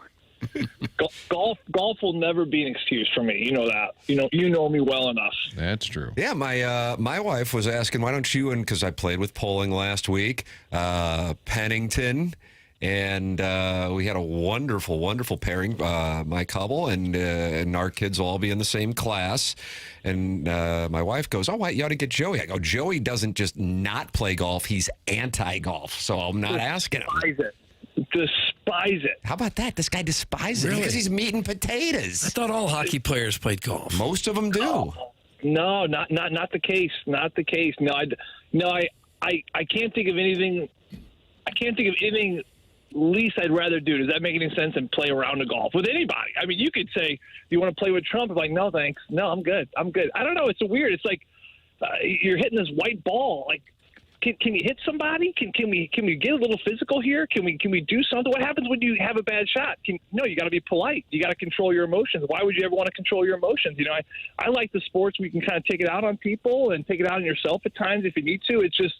It's too much of a gentleman's game, I guess you could say, Tim. But absolutely nutted it. but doesn't this, at its core, if we were to psychoanalyze your disdain for the game, I believe it comes from your father when you guys would be going to work, and wasn't the office by Tower T, right? Shout out Tower T, yeah. Shout out Tower T, Yola. And he would say, look at these guys over there just wasting their time hitting the ball around. I think that's where it comes from, your love and respect for your father. That's where it comes from. That's what I really do. That's my psychoanalysis of Joey's disdain for golf.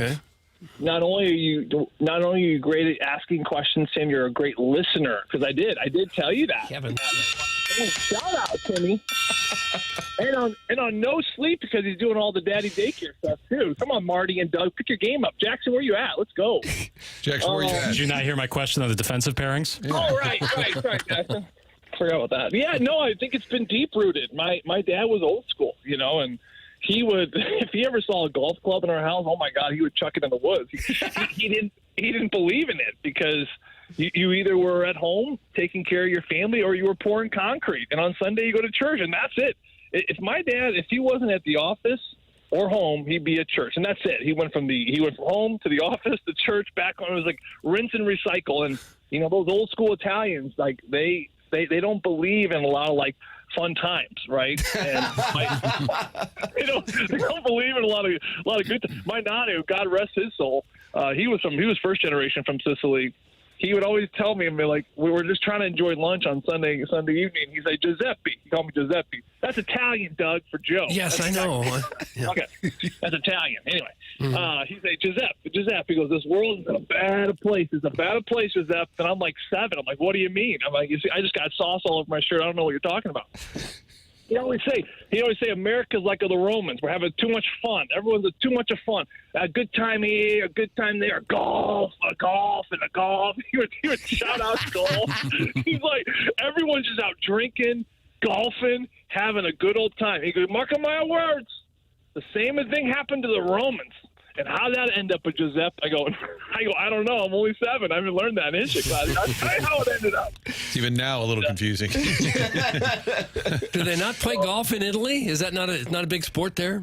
I don't think they play golf anywhere but in St. Louis, apparently. I don't in St. Louis. That's it. What's known for the game. Old Tom Morris was from Lime. Joey, we got this text. Joey, I bet if your boyfriend Sydney wanted you to play golf, you'd definitely grab his 7-wood and make sure his balls were washed. Oh, that's from the chairman's pocket partner. Yeah, if Sid the kid said, hey, Joey, let's go play 18, would you join him? Absolutely not. I'd say, Sid, take a back seat. Beat it. I'd say, beat it, 87, whatever your name is. No, I'm not doing it. I'm not doing it. It's a matter of principle, though. I'm not wasting my time. I see golfers. It bugs me. It drives me crazy. You got your stupid white shoes and your stupid white belt. What, are you watching the show? We're talking about golf? I'm talking about golfers. Your stupid shoes and your stupid belts and your stupid Titleist hats. with your stupid thing on the bill that marks your stupid ball on the stupid green. You're like, get over yourself. I got to tell you, my guy, Cousin John, stands in alliance with Joey, not a golf guy, and he said the worst thing is everybody, then they sit around and talk about it after they just played. And that, I got to say, that's when you really lose me. You hang out for 5 hours on the golf course, get a couple of Mick Ultras, and they say, God, on that fourth hole, if I really... Let's pull up number 4 and see what happened there. What was the problem? Was it my third shot, Doug? Well, your club face was open there, is that right? God forbid men have hobbies. Well, I got to say, the intense breakdown, most y'alls that are playing are not fresh off the course at Augusta. No. So we don't need to redo the entire round. Oh, I tell you what, Marty, thank you for bringing this up. Now you got my blood boiling. There's 2 things that drive me crazy. Here's 2 things. You want to know 2 things drive me crazy? Only 2 things in this whole world. I'm a pretty good guy. What are they? 2 things. What? Tell me more about how your bracket got busted in March because UConn got upset by Syracuse. I don't give a rat's behind about your stupid bracket, Jackson Burkett. I'm talking to you. He is talking to you, Jackson. What did I do? What did I do? How about asked a hard-hitting hockey question, and it threw him for a loop. How about somebody else's fantasy baseball teams? That gets you going. That gets me going, yeah. Doug. Oh, yeah, but nothing worse than on March 14th, you see some guy at school.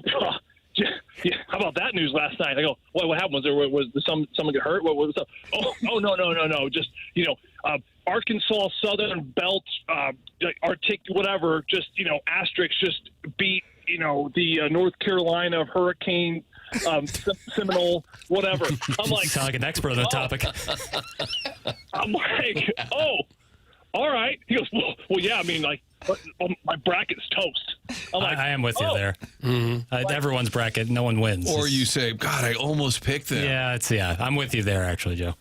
What I want to do, I would say, hey, if you had a drill, could you just give me a root canal right now? Because I would rather, with no Novocaine, hear a conversation like that. That's number 1. Number 2 is hearing a conversation of people talking about their golf game, Marty, after their golf game is over. Like, what are we doing? I was on the 17th the other day, and I hit this bender, and it just hit around the pine. And, dude, I swear to you, it landed 20 yards from the bend. No! You're serious? Oh, dude. So I needed a birdie. So I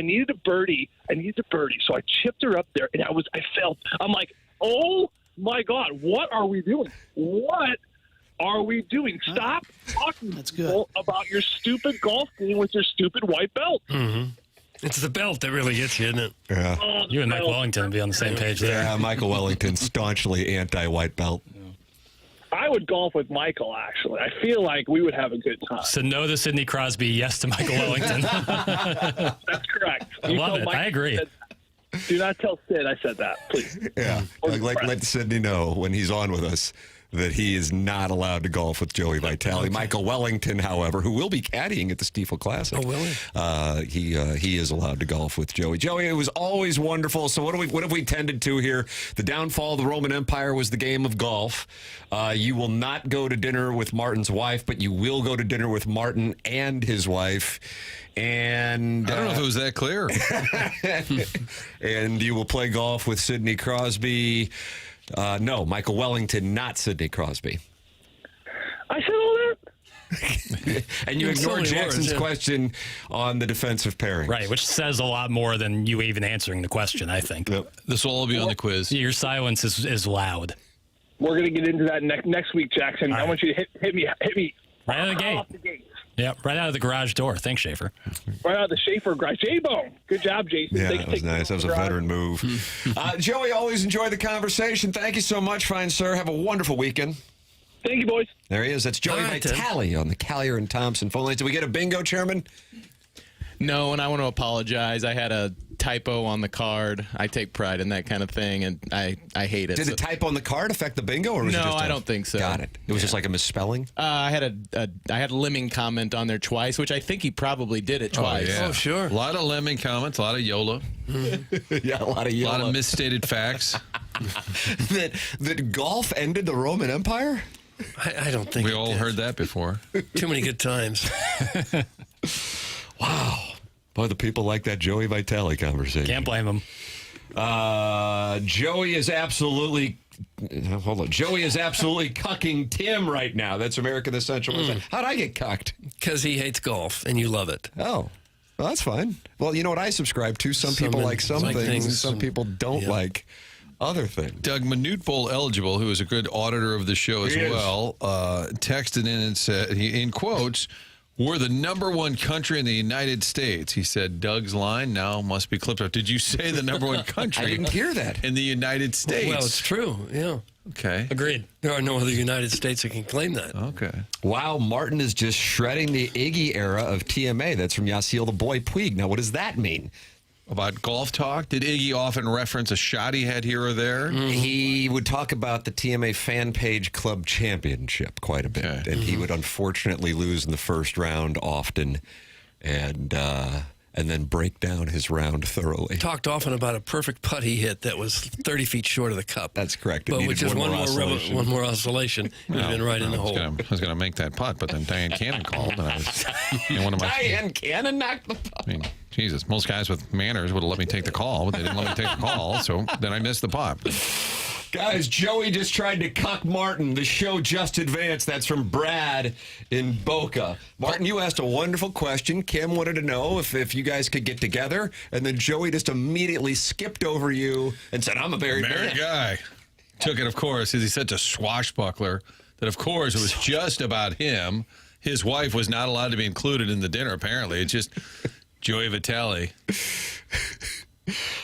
Sharon and Clayton on swimsuits. Swimsuits are crazy. We would never answer the door in our underwear, yet we willingly wear the same thing on a public beach or pool. It's stupid. That's Sharon and Clayton. She's anti-swimsuits, I guess? Not to mention her hot body that looks hot in a bikini. How about that? I'm sure you've seen the pictures of people like in the early 1900s with those striped swimsuits, complete dresses, those like tents that you change into on the beach. The hats. What's going on with the hats? Not a good look. Everybody wore a hat back then. Everyone wore a hat. I don't get it. Men's bathing suits are kind of okay now. The longer look. For a long time, it was a Speedo, which was a little much. But you don't see many men wearing that anymore. If your swim trunks go past your knees, you're doing it wrong. Really, man. Yeah, past your knees. Yeah, that's too much. Those are gauchos, aren't they? Past your knees? Yeah, I think that would be a gaucho. Oh. Big in Argentina, Bolivia. Get those thighs out. It's time. Okay. Let me see your thighs, boy. Now or later when we're alone? Oh, wow. I'll be right back. Kyle Gibson, 845, Stiefel Dossier.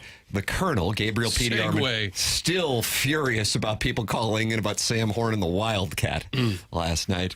He's with us at 9:15, brought to you by James Carlton of the Carlton State Farm Insurance Agency. You got the showdown in the Design Air Heating and Cooling email today between Buck Swope and Riot's dad. Whoever wins it wins the month of August. But if Kevin Miller, the self-made stay-at-home Ladue mom, wins, well, then it sets up a showdown for the sudden death playoff on Tuesday when the show returns, as 101 ESPN is off for the Labor Day holiday. And then, of course, the drops of the week. There's your Stiefel Dossier. The program's called TMA. It's presented to you by Brown & Crouppen on 101 ESPN and the TMA STL YouTube channel.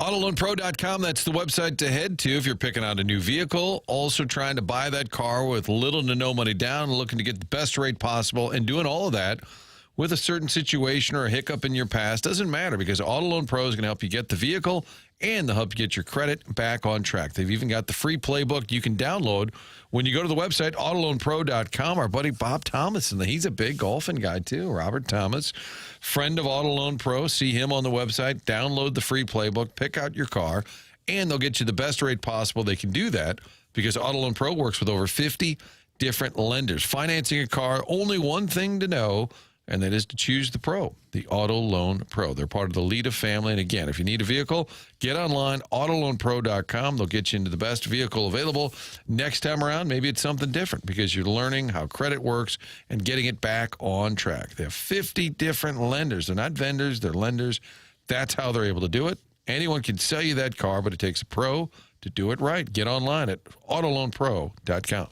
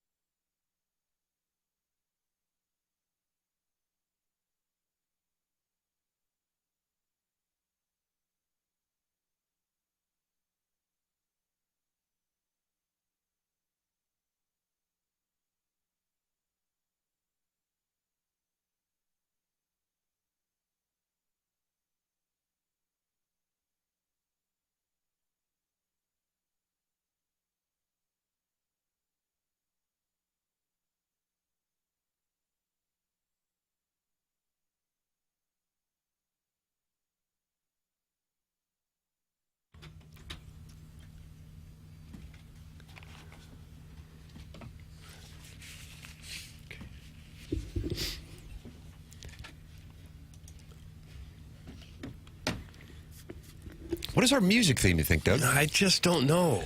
Today would have been the King of Pop's 67th birthday. Oh, really? 67? Wow. Madonna's 67. Is she? Really? Okay. Taylor Swift, the Madonna of 21st century, was at the Nebraska-Cincinnati Bearcats game last night, which was played at Arrowhead. Patrick Mahomes' imposter Dylan Raiola led the Huskers to a win. 2017, your final, but they did not cover, Doug. I don't know if you had Cincinnati in the 6.5. Didn't put any money down on it this time. Taylor living in Kansas City now? They definitely got engaged in Lee's Summit. Oh, is that right? Mm-hmm. That's what the report said, yeah. Huh. I guess Travis Kelsey's dad talking to somebody. So it was in their house in Lee's Summit. Warson Woods Wacko? I mean, this guy's got all the scoops. I don't know Kansas City well enough to know where you would go to live to have some privacy in a big mansion somewhere. I think Lee's Summit. Is that it? Yeah, I think so. I think that's where Drew Lock's from, that area. Okay. Not Where's mistaken. John Sunvold from, Doug? Was he from Lee's Summit? I think so. Blue Springs, maybe. That's one of those two. Yeah. And that's just on the eastern side of the Kansas City. Leewood, dumbass! Oh, I said I didn't know the area. I think he's talking to me. I think he's talking to Jackie. That's from Mr. Mud Jack Mike. Oh. I read Lee's Summit. Well, Jackson may be issuing an apology coming up here on the program, and that would be unfortunate. I don't see that happening. Just being honest. The program is called TMA. It's presented to you by Brown and Crouppen on 101 ESPN and the TMA STL YouTube channel. Even though we have a long weekend ahead of us, Doug, it looks like the working man is still working because 301 people are in the Michelob Ultra YouTube chat, and that's the magic of football being back. ILL tonight laying 45.5 against Western Illinois and the Leathernecks. Okay. Missouri covering last night against Central Arkansas, but most likely losing Sam Horn and their starting kicker, Blake Cray. Okay. Well, I'm going to give you a pick-me-up here. Oh, what do we got? Prevula was going to be the starter anyway. Probably. Wow. Warson Woods Wacko, call in. Now the backup was, what, a 4 or 5 star quarterback? I know he's a freshman, but he was highly touted. He's supposed to be a really good player, too. Maybe he'll get a few more touches than he otherwise would be, and be ready for next year if Prevula is gone, is a one-year guy.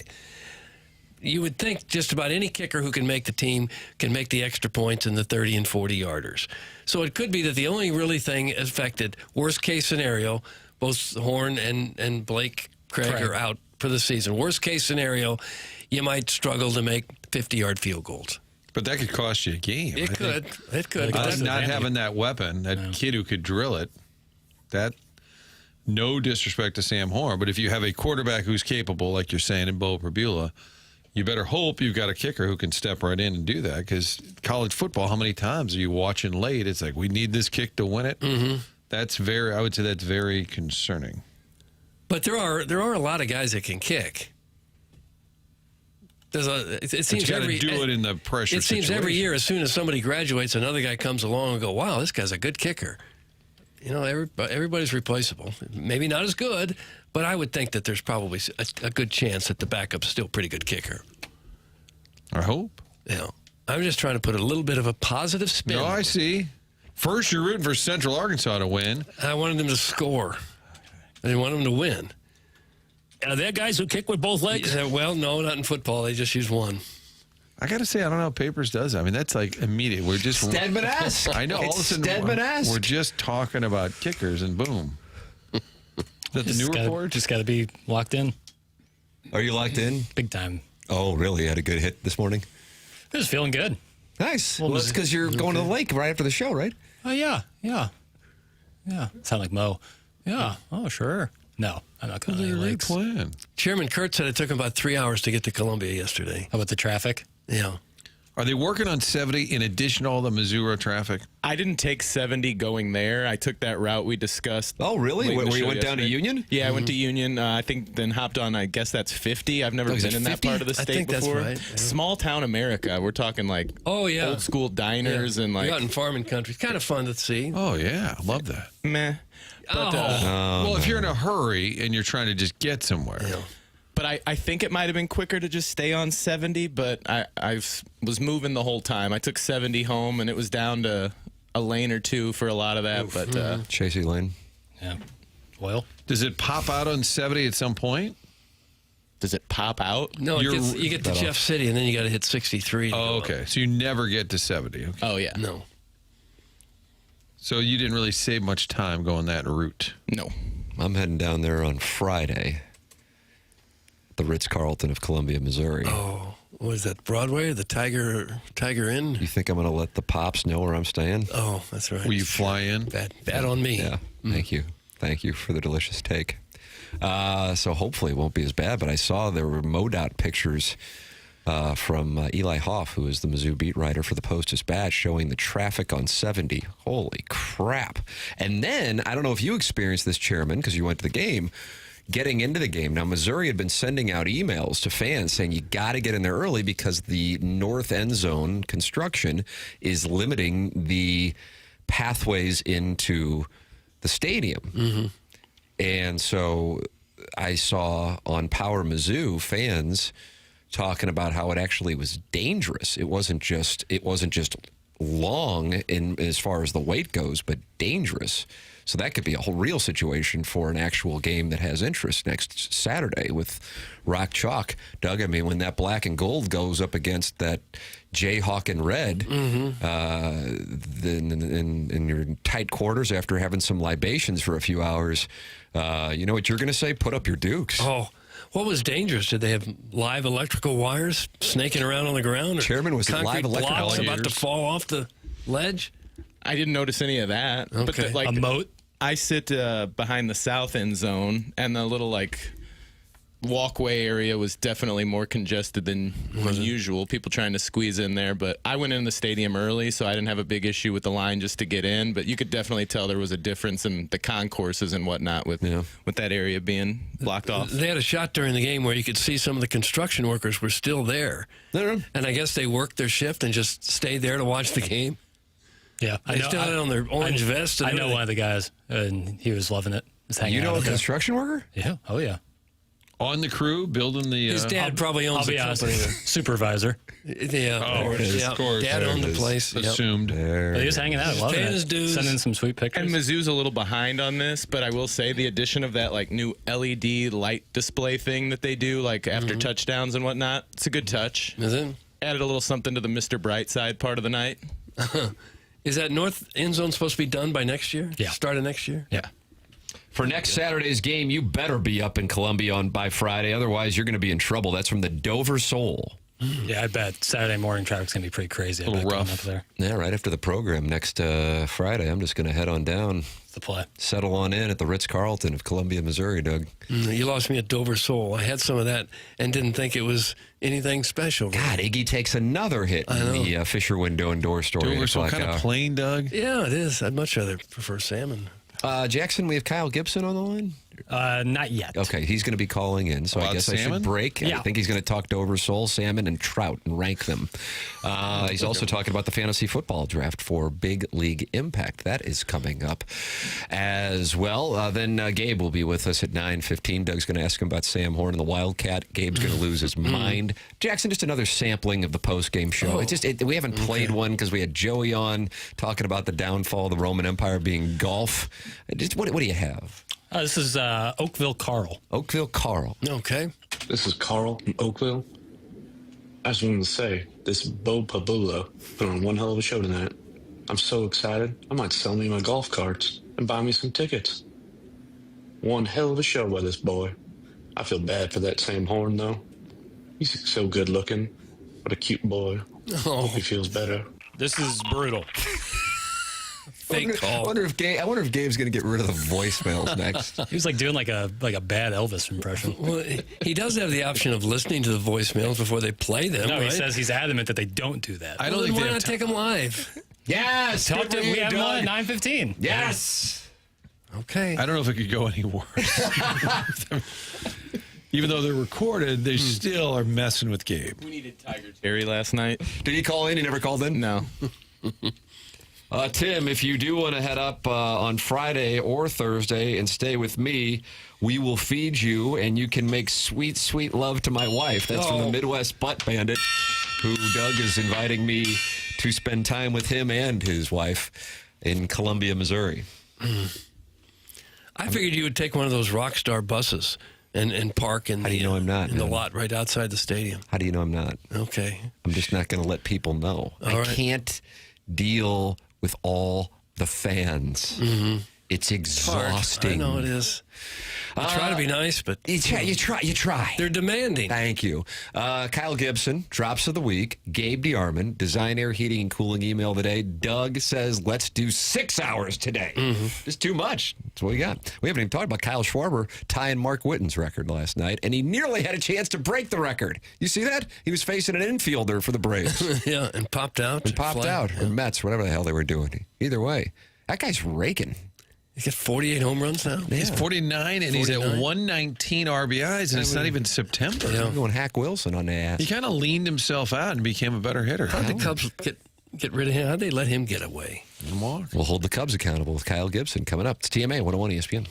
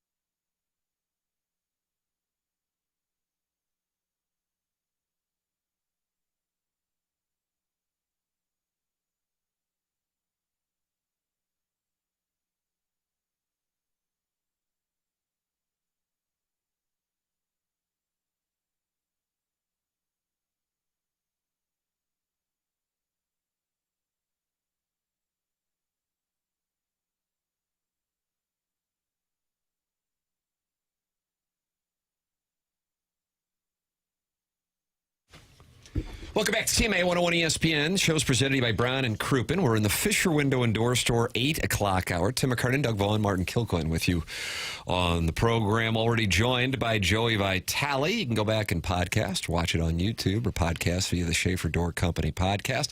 And we have Gabe DeArmond coming up at 9:15 on Missouri's game last night. The Colonel presented to you by James Carlton. Right now, for Big League Impact in the fantasy football draft, it is our pleasure to welcome to the Collier and Thompson phone lines here on TMA 101 ESPN and the TMA STL YouTube channel, Kyle Gibson, the former Cardinal pitcher, joining us here. Morning, Kyle. Good morning, guys. How are you guys doing? We're wonderful. How are things with you? Going very well, thank you. Going very well. Now, you're a Missouri guy. Did you watch the game last night?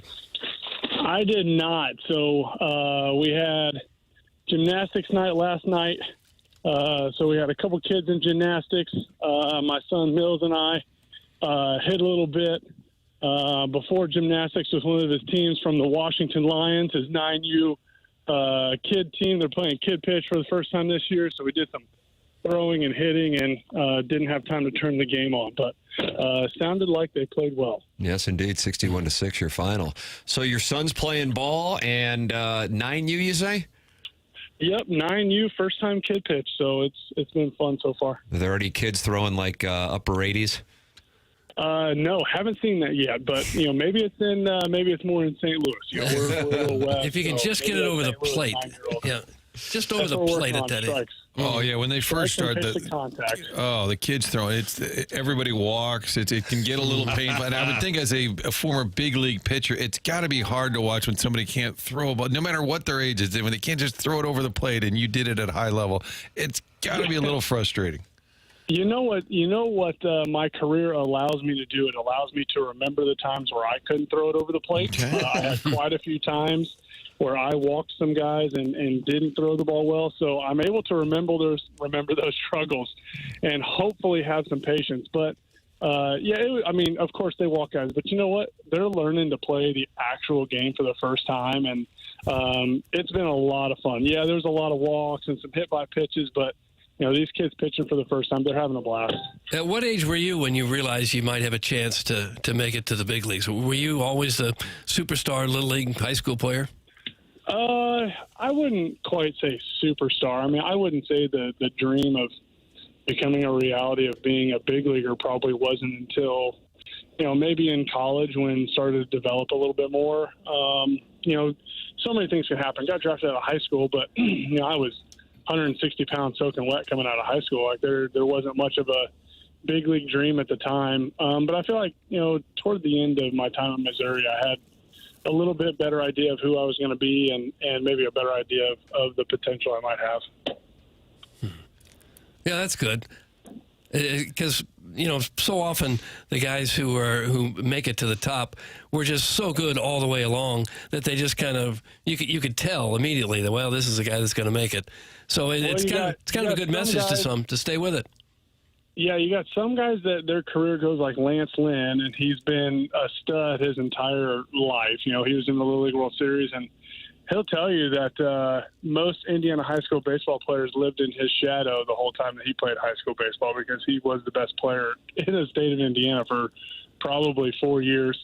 And then, he went to Ole Miss and just he was good the whole time and just really kept working hard and stayed with him and obviously had his illustrious career. And there's a lot of guys that go from, late round draft picks and, might not have been expected to be, a big league player, and then they turn themselves into a really good player by, using some coaching and some hard work. So, there's a lot of different paths to the big leagues, that's for sure. Your former teammate Kyle Schwarber, 4 homers last night for the Phillies. Unbelievable. 9 RBIs. And I'd heard from, I'm trying to remember who told me this.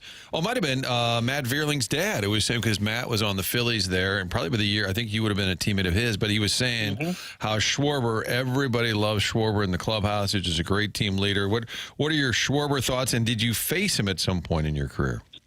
Everybody loves Kyle Schwarber, that is for sure. I did face him the very next year when I was in Baltimore. We came to town in Philly, and I pitched in Philly that year. Kyle Schwarber is one of the best teammates I've had.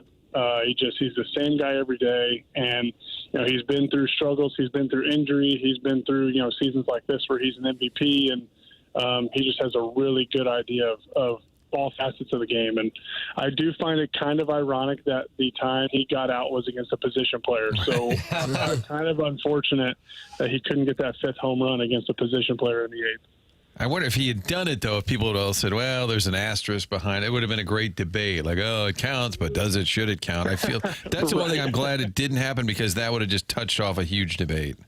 Yeah, I don't know if there's going to be a player hit 5 home runs in a game and a position player not be in for his last. Right. Yeah, at this point. Single-handedly blowing out the other team. You're exactly right. I mean, unless you're talking about like an 11-10 ball game, how are you not going to have that position player thing happen? Doug was asking this question, and I don't know how you observe it as somebody who actually lived the life, Kyle, but he just said, how'd the Cubs let him get away? Because this is a guy who, he's going to be in the mix for the MVP, of course, this year.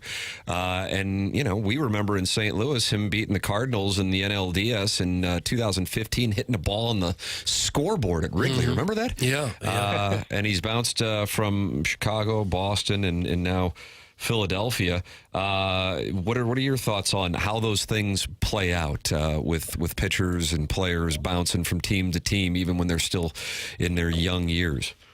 Yeah, if I remember right, that Cubs team had quite the young core, and I want to say they had maybe 5 or 6 guys coming kind of to free agency at the same time, or at least similar, right? And I mean the team, do I think the Cubs could have paid all of them? Yes, probably. Do I think that was something that they wanted to do from a business standpoint? Obviously not. But I mean, that's a tough decision. You're like, all right, well, which guy am I going to keep? Which guy am I going to take here or let go? And, I feel like undoubtedly you're going to let go at least one of them that turns into, something that Kyle Schwarber's done over his career. So, just kind of unlucky, I suppose.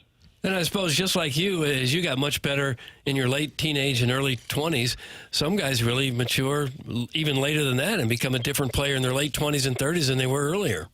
Yeah, no doubt. I mean, I'm sure if you ask Kyle, the way he hits now is probably a little bit different. I think the league makes a lot of different adjustments on you as you play, whether you're a pitcher or a position player. And you've got to learn how to adapt and learn how to adjust. I mean, I think there's Cardinals players probably going through that right now. And is it easy? No, it's not easy. But I mean, there's a reason that, when I was 8 years in, I added a cutter, and, when I was 9 years in, I added a sweeper, and, all of these things that you've got to do to keep getting better and hopefully keep, adjusting to the game and adjusting how hitters or pitchers are facing you. The Cardinals announced that Andre Palante is going to pitch on Sunday, and he's really been struggling. They have not been winning. He's been giving up runs. But one of their reasonings was we want to see him work through this. He's a younger pitcher and, got to work through it, which frustrates fans because they say that's what the minor leagues is for. But what do you think that looks like as a pitcher when they say he's going to work through it? What do you think, and not that you're watching all of his starts, but just in general, what is that like for a younger pitcher to say, okay, go out there, you've been struggling, but figure it out? Well, it's tough. I mean, there's 2 parts to it, right? One, I think it gives him a head nod or a vote of confidence where they say, hey, listen, Andre, we're sticking with you. You're going to keep working through this. You've got 5 or 6 starts left, and we want to see you make the adjustments. And it gives you a vote of confidence because I've been there in 2017 when I got sent down 4 years into my career. I had a 9 ERA through 8 starts and was really begging to be sent down. And they said, all right, we're going to send you down to give you a reset. Or they could have said, no, you're on this team and you're one of our players. So I think that vote of confidence saying, Andre, you're in this rotation and we're going to let you work through this is a big deal.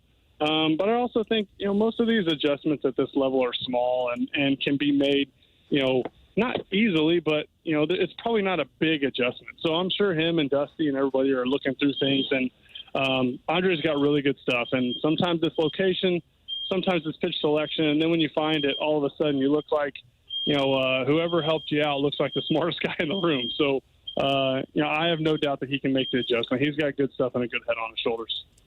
We had some folks texting earlier say they played with you, the pitching machine tournament that folks had played with you. I don't know what that means. What is this thing, Kyle? All right. I mean, this was a blast, right? So last weekend, a little city called Dutso, a little river town here out in Franklin County, hosts a machine pitch baseball tournament where the machine's set at like 65 or 67, and you play a game, other than you just don't have a pitcher. So, I was on my brother-in-law's team.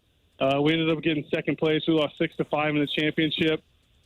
Started at shortstop and just kind of got ate up by some balls. And my brother-in-law was like, hey, I've been playing shortstop in this tournament for 10 years. Why don't you slide to third?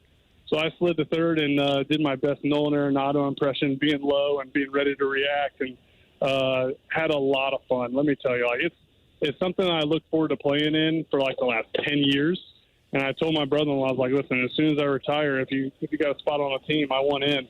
And he texted me a week after I retired, and maybe not even a week, and said, hey, August 22nd, be there. I was like, all right, sounds good. Sounds like fun. I would think it would take more than 6 runs to win most games against a pitching machine throwing 65 miles an hour. So that was our 3rd game of the day and our 7th game of the weekend. So I think everybody was a little tired. The bats slowed down a little bit. All right. It's amazing how many people have texted in. So I saw Gibby and Dutso against some beer drinking Hoosier rednecks last week or something, which I would never say that there's a lot of folks apparently took it in. Yeah, there was a lot of people watching. It was a lot of fun. It's kind of a big deal. It's baseball here in the state of Missouri is a big deal, obviously. And, the people around the area, Ditso's an area that takes baseball really seriously. And, they don't want somebody from across the river coming over and winning the tournament. So it was a cool day or cool 3 days. And, yeah, there was quite a few people that came out to watch. It was fun. Kyle Gibson, our guest here on TMA. You're listening to 101 ESPN and watching on the TMA STL YouTube channel, youtube.com/TMASTL. You are involved and have been involved for a while, Kyle, with Big League Impact. And this is one of the signature events, the Fantasy Football League, where listeners can sign up to play with guys such as yourself at 101ESPN.com and, of course, the Big League Impact site, bigleagueimpact.org. What do we have coming up, and how can listeners get involved? Yeah, the Big Fantasy Football Day is coming up September 5th, I believe. Wayno's coming back in town. New Bar's going to play. Palante's going to play. Swanson's going to play. And then they allowed me to have a league in my retirement, so that was nice of them. So, quite a few of us are going to play, and then there's going to be the event where you can come out to Busch Stadium and play catch on the field and see Busch Stadium from a little different perspective. And a lot of those guys will be there for that event to kind of answer some questions and hang out and talk for a while. So it'll be a nice meet and greet. And then, playing fantasy football against those guys as well. So it'll be a lot of fun. It always is. Wayno, obviously, anytime you've been around Wayno, he makes the event awesome and special. And it's raising money for a great cause. So it'll be a lot of fun. It is at 101ESPN.com where you can find more information. It's the Big League Impact Fantasy Football Draft coming up next week on the 5th. Kyle Gibson still involved and will be playing with other members of the Cardinals and, of course, Adam Wainwright as well. Kyle, enjoyed the conversation, man. Thanks so much for taking time out of your morning to join us, and look forward to talking to you more down the road. Thanks so much. Yeah, thank you guys. Appreciate it. Go Tigers and go Lions. 9U. Got a big game after Labor Day. Oh, there you go. The Lions 9U team. I'm betting them. Thanks, Kyle. Thanks, guys. That's Kyle Gibson with us here on TMA, joining us on the Callier and Thompson phone lines, talking it over again. If you want to learn more about that fantasy football draft next Friday, go to 101ESPN.com. Big League Impact. We got the Design Air Heating and Cooling email today coming up on the Stiefel Dossier at 10:45. Big showdown between Buck Swope and Riot Stat. If one of them win, they win the month of August. If neither win, they will have a sudden death playoff on Tuesday when the show returns after the 3-day weekend. Doug, you know something about Design Air Heating and Cooling and Silver Foxes?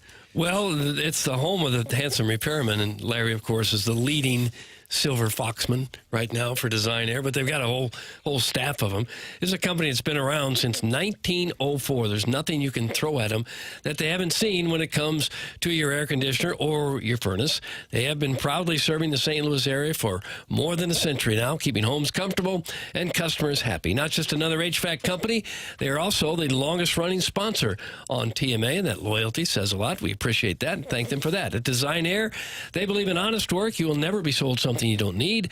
Whether you're dealing with the St. Louis summer heat or the cold, they've got your back with dependable service and no-pressure solutions. So visit designairservice.com. Schedule your service today. That's Design Air comfort you can count on since 1904. And ask for Larry the Silver Fox. The morning after at InsideSTL.com. That's where you can send your emails. Try to compete with Buck Swope. Try to compete with Riot's dad. Try to compete with Midge.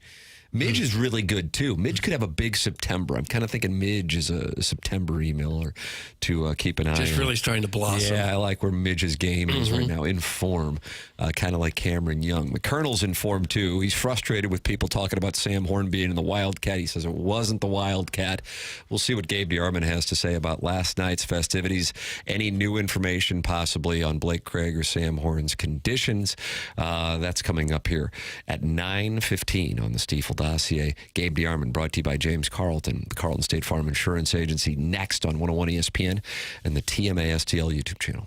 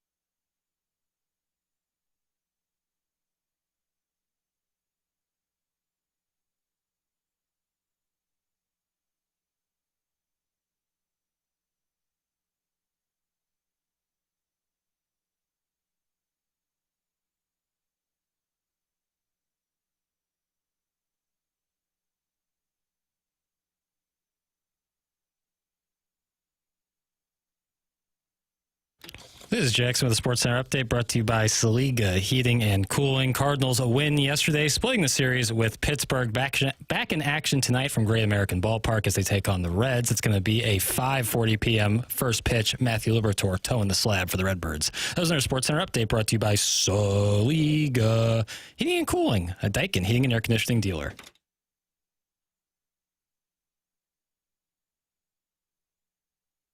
Gabe gon' take off that shirt, you hear? Mizzou Nation gon' be running wild like that cigar drink Tiger style. Suck it, punters, if you think we done.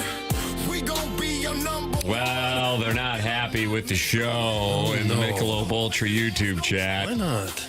A new poster by the name of Martin's Wildcat Agenda. Wildcat Agenda? And I don't recognize the avatar of Martin's Wildcat Agenda. It's just Wildcats. It's just a generic Wildcats logo. Okay. It says this dossier sucks. Yeah, but get out of here.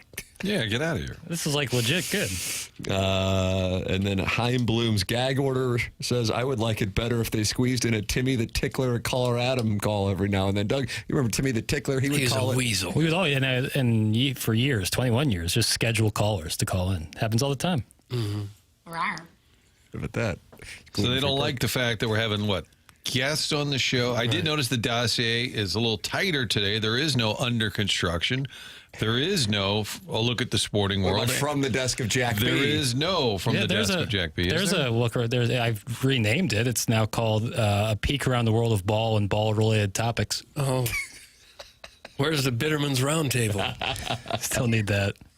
And the topic, for the record, that is theoretically this segment in A Peek Around the World of Ball and Ball-Related Topics is the following, Doug. Connor McDavid, all options on table as historic free agency looms. Connor McDavid. And that's a peek around the world of ball and ball-related topics, So that's which just is ball-related. totally different from a look at the sporting world. It is. Okay. Okay. We have fallen behind on our commercial break, so just for full transparency, that's Jackson's fault, just like Martin not waking up on time. Clearly, Jackson's fault. I'm still just irate, not with myself, but with Jackson. Thank you. That's the right thing. Yeah, none of it's on you. These commercial breaks have been tough. We have a quick segment here. Gabe's joining us next. You can attack me, T. McKernan at InsideSTL.com for the quick segment. TMCKERNAN at InsideSTL.com. Gabe joins us next, brought to you by James Carlton of the Carlton State Farm Insurance Agency.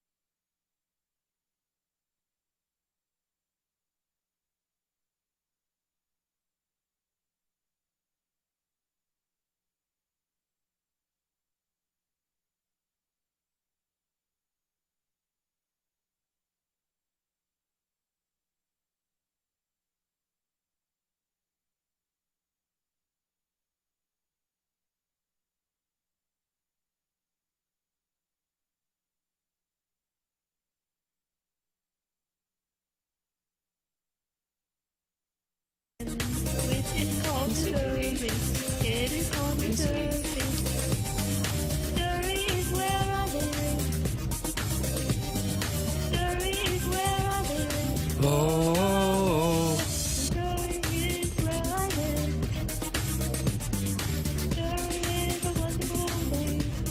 Missouri.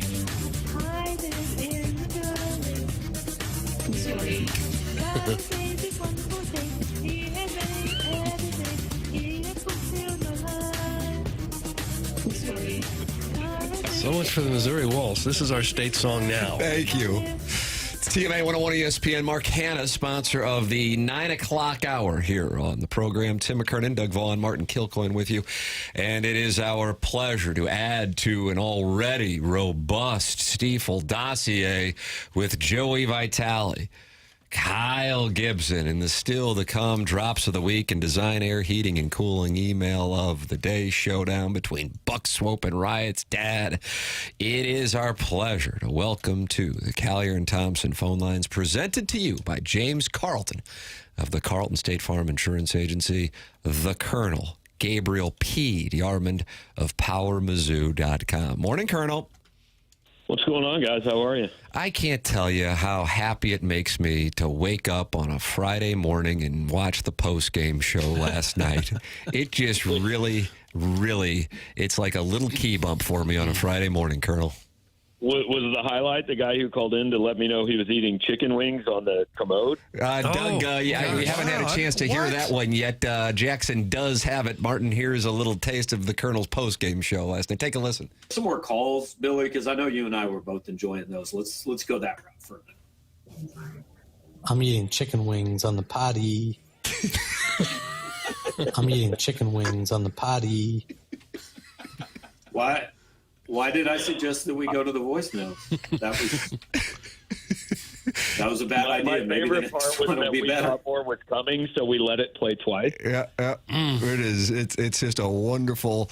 As this audience has infiltrated the Colonel's voicemails, Doug, it's another sense of pride for the work that we're doing. Well, that's who you're broadcasting. I was telling Gerard after we got done, the thing is, it's clearly become a thing where people are trying to, this is a bit. And I respect that. But the problem is when people try to be funny, most people aren't actually funny. I appreciate the ones who are. Most just aren't. You were saying a lot of people are trying to live up to Tiger Terry. And Tiger Terry did not get on last night? No, he may have left us a voicemail. I don't know. I'm sure we had a ton of them. I'm not downloading. Obviously, we do no screening of the voicemails ahead of time. Doug, here's what Tiger Terry sounds like. Oh, good. I'd like to hear him. Oh, I thought you were going to it. I was reading body language on Jackson, and I was off. I apologize. I put Jackson on the spot. Give me one moment. Oh, it's all right. Okay. It's not a big deal. He's the guy. Okay. Colonel, I asked these boys at the outset of this program, I said, what is your headline from last night? And Doug, who is a pleasant gentleman, optimistic as all get out. Jackson describes him as folksy. And Jackson both take away Bo Pribula and the fact that Missouri won in the fashion that it did. I, of course, am negative and see the world for what I see it as being a miserable, dark place where we all just wind up as fertilizer. Oh, well, ultimately, I guess. And I said, no Sam Horn and no Blake Craig, and I don't feel as good about the team's chances going forward, to be honest with you. And I hate to say it, but I got an obligation to tell the people what I think. That's where I am. What do you think? I think the takeaway is Missouri's got its quarterback. And, what I wrote after the game last night was you can look at it as Pribula won the job by default because Sam Horn got hurt on his first snap. And, no official word, but it certainly doesn't seem like he's going to be back anytime soon. But I also think he pretty clearly earned it with the way he played. It was Central Arkansas, but 348 total yards and 4 touchdowns in his first college start, I believe, is, that's impressive. All you can do is play the team opposite you. But as far as the injuries, I know it's kind of weird to say it, but the more impactful one to the season to me is clearly Blake Craig, because we know there's another quarterback. We have no idea if there's another kicker. Now, maybe Robert Meyer is maybe he comes in and has a 2007 Jeff Wolford type season. Who knows? I'm not saying the kid can't get it done, but we just haven't seen it. Yeah, have you heard anything about Craig's injury too? We did see Horn with the brace on his leg. I've heard nothing about Craig. Yeah, no, there's been some rumors on our message board and stuff like that, but no. I checked in with the team spokesman this morning. They're both getting MRIs this morning or today, and I said, if you guys get anything, do you expect to put out any sort of information? And he said he didn't know at this point. We won't talk to Drinkwitz again, I believe, till Tuesday. So, injuries are always weird. I mean, you don't want to be wrong on an injury. So we may be waiting a few days, but just look. I haven't seen many guys on crutches and a full leg brace, and then it turns out to be okay. And Eli Drinkwitz did not sound like a guy whose team had just won 61-6, and he was super optimistic about those injuries. Yeah, and the Horn injury is just heartbreaking to know how many years he's tried, and he finally gets his chance, and he risks the baseball career to go out and play, and on the first play he goes down. You can't feel any worse for a guy. Yeah, it's terrible for the kid, absolutely. And look, this was about half our postgame show was me yelling at people that were saying this last night. That was a football play. Like, football happens. If you can't run Sam Horn there, then just take a knee on every down. Don't risk anybody getting hurt. That's just a football play. The same thing could have happened to Bo Prabula or Ahmad Hardy or any number of guys last night. You get hit by big people. Sometimes bad things happen. But yeah, you feel terrible for Sam. I mean, everything, he's the type of kid in this era of the transfer portal that I think fans really kind of gravitate to. I mean, I talked to him before fall camp and just said, like, no offense, but why are you still here? And he said, I love my teammates. I love the coaches. I love Columbia, and I want to give this my full shot and, get to play football again. And obviously it didn't happen. And obviously, Gabe, there were issues with the O-line. Remind us during camp. I thought it was the Lindenwood appearance where Drinkwitz said, we know what we're doing. Tell folks who haven't been paying close attention what's been going on in the O-line and how it has been sort of a topic this summer. Yeah, so they moved Caden Green out to left tackle midway through fall camp, and then obviously that caused a couple of other shifts. So three guys basically playing different positions or new insertions to the starting lineup. And my initial reaction after the game last night, I mean, in the middle of the second quarter, I was going, well, Bo Prabula is not going to make it to Game 5, and this is right after Sam Horn has suffered what appears to be a serious injury. I'm going, we're going to be talking true freshman Matt Zoller starting pretty soon if this line continues to play this way. Now, in their defense, they did not continue to play that way. They got a lot better in the second half. I think my view of the line last night was skewed a little bit just because their 5 worst plays were all jammed in like an 8-play period. It was just boom, boom, boom. Prabula's taking huge hits, and it was all right in that area. If you take 2 series away, I think they played probably an A- football game on the offensive line, but those 2 series knock it down. And the problem when you look at that is, okay, it was 6 plays or whatever against Central Arkansas. Well, how many is that next week against Kansas?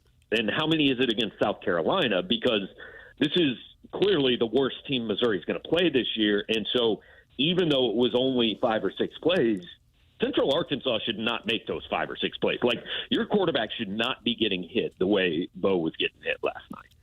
Well, does it appear those offensive linemen that may have struggled, do they have the physical talent to get it done? And if they do, then maybe it's just a matter of getting some experience and some coaching.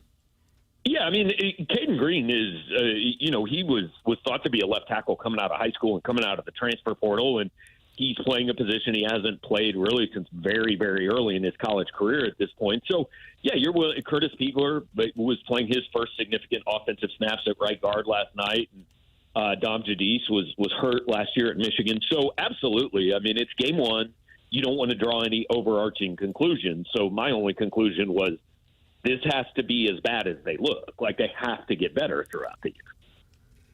Yeah, I can't tell you how impressed I was with Prabula, but maybe it's just because it was Central Arkansas, but it looked like everything he did was just spot on. He's clearly he's a really good athlete. He's a really good runner. The arm was the passing I thought was better than advertised. You do have to is that 31-yard touchdown run a 31-yard touchdown run against anybody else on Missouri's schedule? I mean, maybe not. But you can only play the team that's on the other side of the field. So he did. You have to look at everything through the lens of we get this as a middling FCS team, so you don't want to draw too many conclusions from it. But we've seen Missouri struggle. I mean, they beat Abilene Christian 34-17. They struggled to put away South Dakota for a while. I mean, that game was over 6 minutes in and never got any closer, so they did the only thing they could do.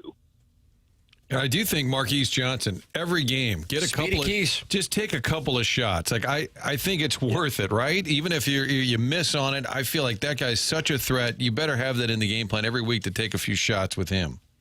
Absolutely. And, Missouri took some shots last year. They just didn't hit on any of them. That was the biggest weakness of that offense is there just was no big play ability. And Drinkwitz talked about it last night. Hey, we have to be more explosive. And, I mean, that first touchdown pass, that was one where I called touchdown before Bo Perbula started his throwing motion because that's how open Johnson was. And then I actually thought the second one was more impressive because he was wide open again, and Bo underthrew him, but he made a really nice adjustment to come back and get the ball. And so in doing that, he had to slide and was down at the one rather than having a second, 45-yard touchdown on the night. But, he was definitely one of the more encouraging signs last night. Kevin Coleman, Ahmad Hardy, I thought were as advertised. Josh Manning made some plays. So I think you feel really good about where everything is at, or as good as you can considering who you play. Gabe DeArmond, our guest. He's with us every Monday and Friday here on TMA, presented to you by James Carlton of the Carlton State Farm Insurance Agency. James, my insurance agent, has been since 2019. The number is 314-961-4800, or you can go online at carltoninsurance.net. That's James Carlton of the Carlton State Farm Insurance Agency, presenting the Colonel 425 five-star reviews for James and his team in Webster Groves, and I am a very happy client myself. We talked a little bit about the offensive line, Gabe, and getting your perspective on that. Of course, Perbula and Craig, the situation there. But for those who are not familiar with what was going on in camp with the offensive line, that to me is something that, taking the injuries away from the conversation last night, that groundwork was laid in August with what was going on with left tackle and then moving things around. So what is your perspective on it? Because I saw in your column or on the postgame show, one way or the other, you said you altered your expectations when you saw what was going on at left tackle. Yeah, I don't think it's an ideal solution to be looking for your left tackle 2 weeks before the season opener. And so that knocked me from talking 9-3 to 8-4. And it wasn't Caden Green specific. It was my issue with it has always been this was plan C or so. They had a couple other guys, and obviously at some point in camp they decided, hey, we need to be better than this at left tackle or it's going to be a problem. So this is kind of if one of those guys gets hurt or if one of those guys is not good enough, then I don't know what the next plan is. I don't know where you go from there. And I'm fully open to the idea that, hey, like Doug was saying, this line gets better and actually end up being the strength of the team and everything's good. And this all these hypotheticals end up looking stupid. But, let's see Kansas come in here, and then even more so, let's see South Carolina come in here and see what they look like in week 4, and then we'll probably have a little more base to say, okay, here's what's reasonable to expect going into the SEC schedule. I know you're a stickler for uniforms. I thought Missouri looked pretty good last night. What'd you think of the laundry? Honestly, could not tell you what uniforms they wore. Don't know. All black. Okay. Very nice. Was there probably not enough anthracite for my case? Oh, guys. I would like to have seen some gold pants. You want but gold pants? They'll bring the gold pants back for Rock Chalk. They'll bring the gold pants back for Rock Chalk. God, let's hope. Gabe, I saw people making observations on the Tigers' Lair message board on Power Mizzou regarding entrance into the game. Now, Missouri had been telling people with the construction to get there earlier, but then some people said it didn't matter about getting there earlier in the south end zone. All hell was breaking loose. Have you heard anything more about that here? I know obviously you got a Thursday night game and you're probably not tracking that, but I just didn't know if you'd heard anything about that. No, I mean, obviously I wasn't down there, but this was predictable, right? I mean, it's different. There's construction going on. There are not as many places to enter and walk, and I told people for a week, I said, we're going to be seeing people ripping Mizzou because they missed part of the first quarter. Like, leave early. I don't know what to tell you. Like, there are 70,000 or 60,000 people going into a place that is now a little less equipped to handle 60,000 people. It is going to take a little patience on your part. Get there early. If seeing the beginning of the game is more important to you than having another drink at your tailgate, then go into the stadium. And I think you just got to have a little patience with people. Like, I'm sure Missouri was not intentionally screwing with people. Somebody did say on our message board that there was some sort of, EMT situation or something, maybe in the concourse, which obviously is going to bottle up traffic and stuff like that. So I don't know, but at this point, hey, if you missed some of the game, that's kind of on you. Gabe, I was wondering, do you think they'll keep the Wildcat in the playbook? I'll hang up and listen. Thank you. Oh, with God, the quarterback, no, with the quarterback in the Wildcat position. A lot of people like football, but a lot of people that like football don't really understand football. Quarterback playing quarterback is not Wildcat. It is fundamentally an incorrect categorization of what was going on. Lots of voicemails last night. We enjoyed that quite a bit. Somebody did text in serious question, how do I get Gabe's postgame? Because we play clips here. And so it's a great show. You had like 800 MFers there at 11 o'clock at night last night, Colonel. Yeah, no, it's on our YouTube channel. It's Power Mizzou 247. If you want to watch it, if you just want to listen to it, because a lot of people don't really want to stare at me for an hour. It's on Apple Podcasts. It's on Spotify. PowerMizzou.com. So it is findable all those places, and I always tweet it out and post it on our message board as well. Can you let us know where Gerard is going? That was a developing story last night. Gerard will share what he's doing next, I believe, later today after he probably, unlike me being old, did not wake up at 6:30 after getting home at 2:30. So he will share that. But, yeah, he is going on to other things, and we have a plan in place, and we'll share that at the appropriate time. Yeah, I am leaving here to go right for Power Mizzou and work for the Colonels. Are you really? That is the announcement. I don't want to step on Gerard's announcement, but that's my announcement. Nice. You would do that, Tim. But it's Gerard's day, and now you're making it about you. My tweet is some personal news, and use the little siren emoji. That's right. You say, but I'm excited about what's next. Yeah. I have nothing going, but I'm excited about what's next. The next chapter. That's what it is. The olds would be so happy. But I do want to ask this question. We've been talking about it off air. You and I were texting about it with some of our fellow KOMU alums. The sports director of KOMU, Ben Arnett, who's only 43 years old, passed away yesterday, as you can imagine, suddenly. And even if you are not a Columbia or Mid-Missouri resident, Ben has been associated with Missouri athletics and productions for football, basketball, and beyond for a decade plus. And Gabe, you knew him when he was a student there. What can you say about Ben Arnett? And I want to open up the floor because this is an incredibly sad, tragic situation for somebody who a lot of Missouri fans were familiar with and fans of. Yeah, I've seen a lot of tweets from students about how Ben helped them get started. Kevin Puryear, who did a lot of basketball games with him, I saw had just posted on social media. It was really weird last night. Drinkwitz started his post-game press conference, and he started out in a real somber tone, and we're thinking, at least I'm thinking he's going to tell us Sam Horn's done for the year and how bad he feels about that. But then it quickly became apparent he was talking about something far more serious than that. And, he just said, you guys will find out soon enough. And a couple minutes later, KMU released the news, and somebody in Missouri texted me the link. So I kind of found out at that point what was going on, and then waited till after Drinkwitz's press conference, and you could almost kind of just see the news spread around the room, and people go, I had 43 years old.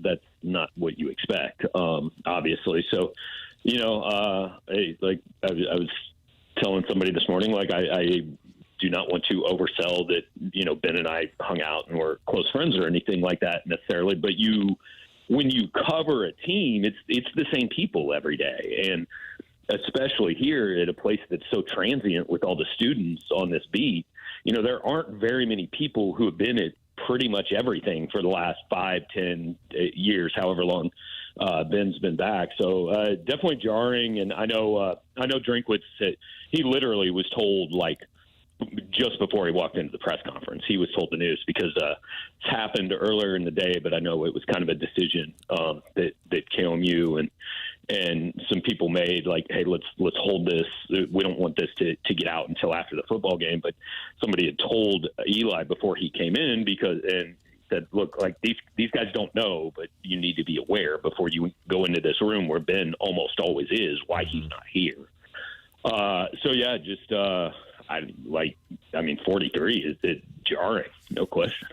Yeah, Eli Drinkwitz tweeting this morning his expression of condolences. Dennis Gates last night, 43 years old, the sports director at KOMU and the NBC affiliate, which is the student station in Columbia. And then also he's been affiliated with Missouri Athletics and Productions now for a decade. And Gabe, I know, crossed paths with him, and you were writing that he did some work for you during the NCAA tournament, I guess, in 2009, passing away suddenly at 43 years old yesterday. Colonel, we always appreciate the time, the perspective, love the post-game show, and we'll look forward to talking with you throughout the course of the season. Big weekend of college football ahead.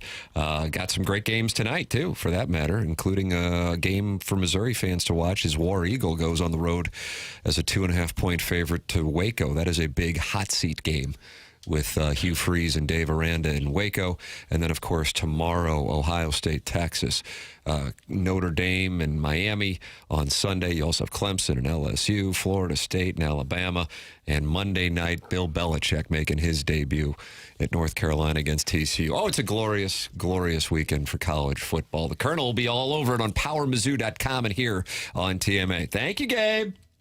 Hey, guys, go enjoy your chicken wings wherever you may be having them. Yeah, porta potty or otherwise. Thank you, Gabe. There he is, brought to you by James Carlton of the Carlton State Farm Insurance Agency. Your thoughts are welcome. 314-399-9646. That's how you can text in. You can participate in the Michelob Ultra YouTube chat, youtube.com/TMASTL. And you're always welcome to call in here, 314-974-0101.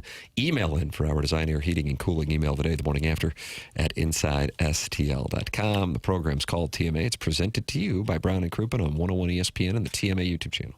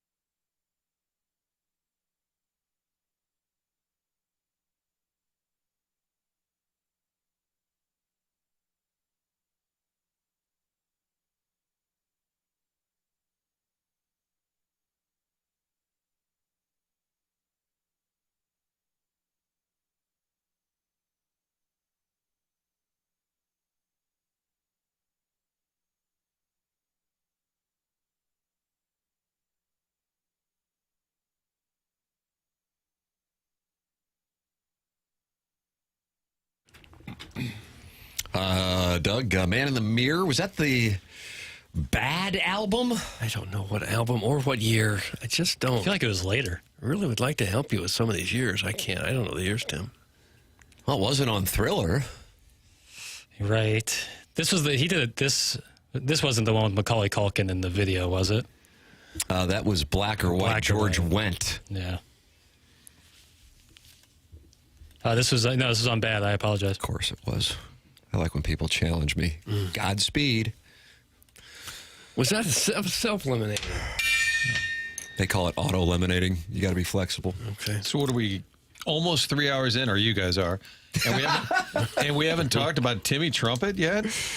He was back. He's back, Doug. How do you feel about that? I guess I'm fine with it. Jackson, are you mad as a Hornet?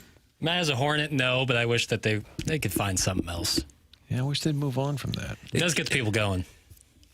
But it happens so often. That's what gets a little annoying. Right, well, especially against an opponent like Central Arkansas. You're going to get into third down pretty quick. Yeah. I mean, every time the other team has the ball, you're going to probably have a third down at some point during the drive. You'd hope. Yeah. Okay. They love that, don't they? Oh, Papers is doing a little dance. What's that called? Is there a title for that? That's Timmy Trumpets and the song Narcos, yeah. I'll play as a comeback song. Narco Nudies. Narco Nudies. I thought you wanted a name for the Jackie Dance there. You were kind of sashaying a little bit. That was the Jackie Shuffle. The Jackie Shuffle. The Trumpets Bush League. That's from the Big Show. In the Air Comfort Service text inbox, 314-399-9646. Harrison's brother Master is texting this in multiple times. Jackson said Sam Horn looked great last night. He actually said this. This needs to be discussed. That's from Harrison's brother Master. And Martin, you might be surprised to hear this, but he is not happy. No, that's not what I said. And he said this about 15 times on the text line. Because it's so good.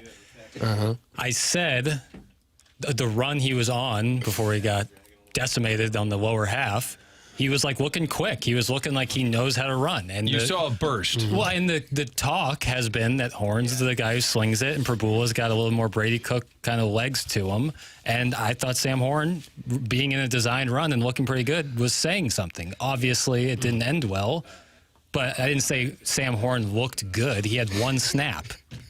Every time a quarterback in college or the pros runs, I think that's going to happen. Right. Don't run. You're going to get hurt. Don't do it. You're too important. Be careful what you say, or Harrison's brother Master will misconstrue completely and lie. And lie. What he did there was a lie. That was a lie.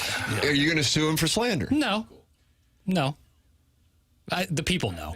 He tells on himself. I'd like to defend, is it Lowell Galindo, who was on the call? Rough Lowell Galindo. Night. The players and who they actually were inaccurate many a time. But I would that's on the Missouri team, not on the Central Arkansas team. Because you wouldn't know on the Central Arkansas. Yeah. And that was Bob who caught the ball for Central Arkansas. Sure it was. But is it possible, this is regarding Wildcat Gate, is it possible that when Horn was injured, he's explaining what they were told was the plan was for Prabula to start, but for Horn to play a little Wildcat in the first half. Is it possible that that was told to them and maybe was true, but he wasn't saying that play was Wildcat, but the plan for Horn, he was explaining. Like Horn would go in the game and then here's what the plan Hardy might take the snap in the Wildcat. Yeah, right. What the plan was, as opposed to saying that play. Is that possible? I think it's possible. I'm not trying to carry water for, is it Lowell Galindo? Seems like you're a little. Wow. Pull the tape. Jackson said Sam Horn looked good. Doug, he wants us to pull the tape. On that run. I probably said that, but then right after, not period, then another sentence. Sure. On that run, end of sentence. It did seem like a small sample size to know how good he looked. This is a comment making pass. Oh, my God. Okay. You need time away, don't you? It's just so dumb. Okay, don't get angry. He is angry, and I like it. No, I'm not. I get angry. I'm not angry. I get angry when people say, oh, he's angry when I'm not. Oh. That's when I get angry. I understand that. Well, you're not angry. Okay. Oh, I hope Will they put out a release today? Because they won't have media availability. I'm wondering, because they said they would have the MRI results. But the tone from Drinkwitz was pretty somber. So it's Bo Prabula time in Mizzou. Mm-hmm. Here we go. Warson Woods Wacko is on the Callier and Thompson phone lines, Doug. This is a huge development. Really? I would assume he's going to admit defeat here, right? Well, we'll I find would out. imagine he has more information. This is like having Shefty on, Doug, with Micah Parsons. Warson Woods Wacko, good morning. You're on 101 ESPN with Jackson Burkett. Good morning, fellas. How are you? Oh, we're fine. You? KG is partially correct. We'll just never know who is going to start. It's really unfortunate. I feel bad for Sam Horn. I mean, because he's had an injury-plagued career in college, worked his tail off to get back, signed with the Dodgers, which tells me how committed he was to playing football. And it just is unfortunate. I'm very concerned about the fact that Bo really likes to run the ball like a running back.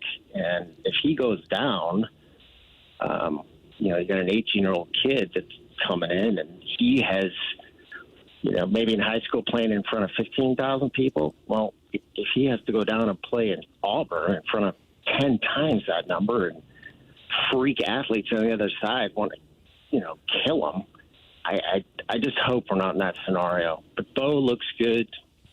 But Mr. Wacko or Mr. Woods, whichever you prefer, Mr. Woods, if you would explain, you weren't predicting that Sam Horn would be the quarterback. You were saying he was going to be, that he was. I understood it to be that you knew.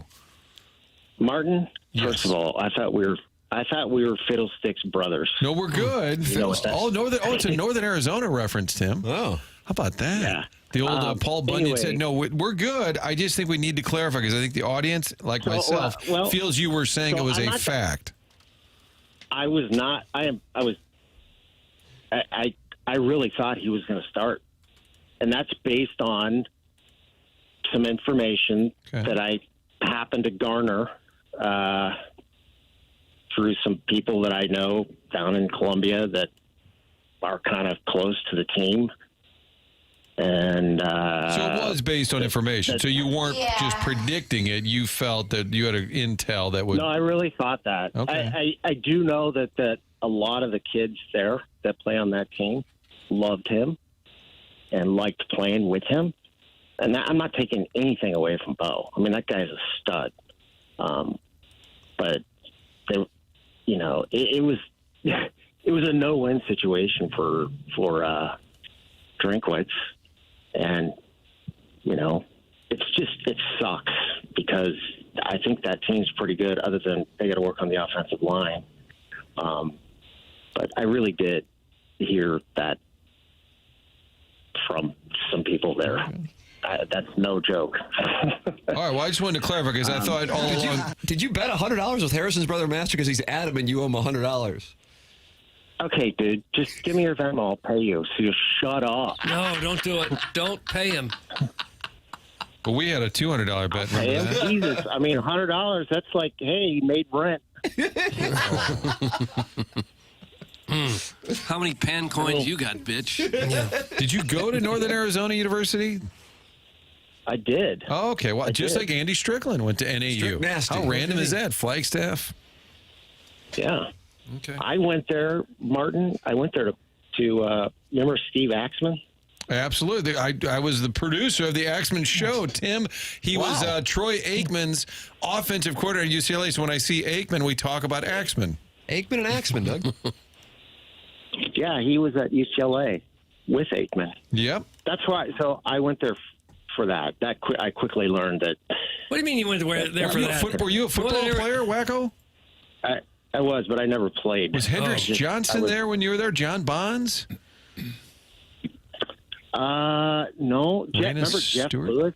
Jeff Lewis was the quarterback. Yeah, his brother was a sportscaster in Phoenix. I'm eating chicken wings. Unfortunately, he passed away. Did you know that? I did not know that. Tim, I'm sorry. We've hijacked. We've gotten. I think this is a tactic. I've never seen Doug so angry. This is a tactic by Mr. Woods to just divert us from the real story, which is the misreporting. Boomer Kingsley. Yeah. I mean, it's. Don't you guys think that I mean, there's a scenario where Bo, we go into Alabama with no defeats after beating South Carolina, which I think is a really good team, and if he gets hurt. I mean, what do you do? you just pray for the best. I know what's his name? Navarro? Is that his Dave name? Navarro. Doug got sideways with Perry. Matt Zollers, the backup? Yes, Zollers. Okay, you were close. I mean, whatever. Oh, well, for heaven's sake. Any team could say this. It's football. Any team is a starting quarterback injury away from not being who they normally are. So, an argument, Doug. I mean, let's say my scenario plays out, or you're like, any team on any given play. Well, I'm saying those are the years that it's not going to work out for you. Goes down and throws for 900 yards in Auburn. That's just football. If you have a season where your starting quarterback goes down, it's probably not going to be a very good season for you, and that's probably nearly every team in the SEC could say that. Our starting quarterback went down last night. No, the backup went down. With the backup. Okay, and the backup now. Play call ever. The backup now, even though he's a young guy, he was like a 4 or 5 star quarterback in high school. He's a talented kid. You'll be all right. This happens all the time in football. I agree. I agree with you. I'm just saying it's probably going to be a little intimidating. It's intimidating for him right now. Think of the pressure he has put on himself now. Okay, well, if he can handle it, he'll be a quality college player, and if he can't, he'll just be another face that goes to the system. He is a quality college player. Tim, they're not happy on this. They are never happy, but they're really not happy. Were you just saying you weren't happy with the play call on Horn? Yeah, I don't know why you were on that. He was in the Wildcat. Was nothing more than just right. I mean, he essentially was, because he ran like it was a blast up the middle. Oh, and Jackson's in line with you. Burst of speed. Maybe the greatest run we've ever seen. Jim Brown, suck it. I feel really bad for him. I mean, it sucks. There is some just little bit of good news out of that. The fact that he plays for the Dodgers, or is going to, it makes me feel good that they're like, the Dodgers are like, shoot, there goes our pitcher.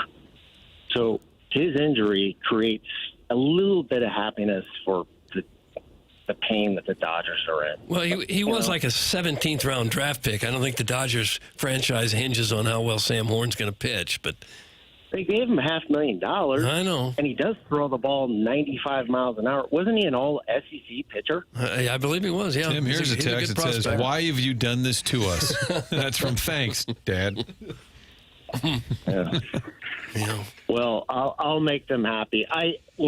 Again, I really thought he was going to start. He's not. I want the best for Mizzou. I really do. Look at this. And, This is a true son right here, even though he's a Los Angelino. And Harrison, Jackson knows my Venmo. I'm happy to pay you. I don't remember doing it, but whatever.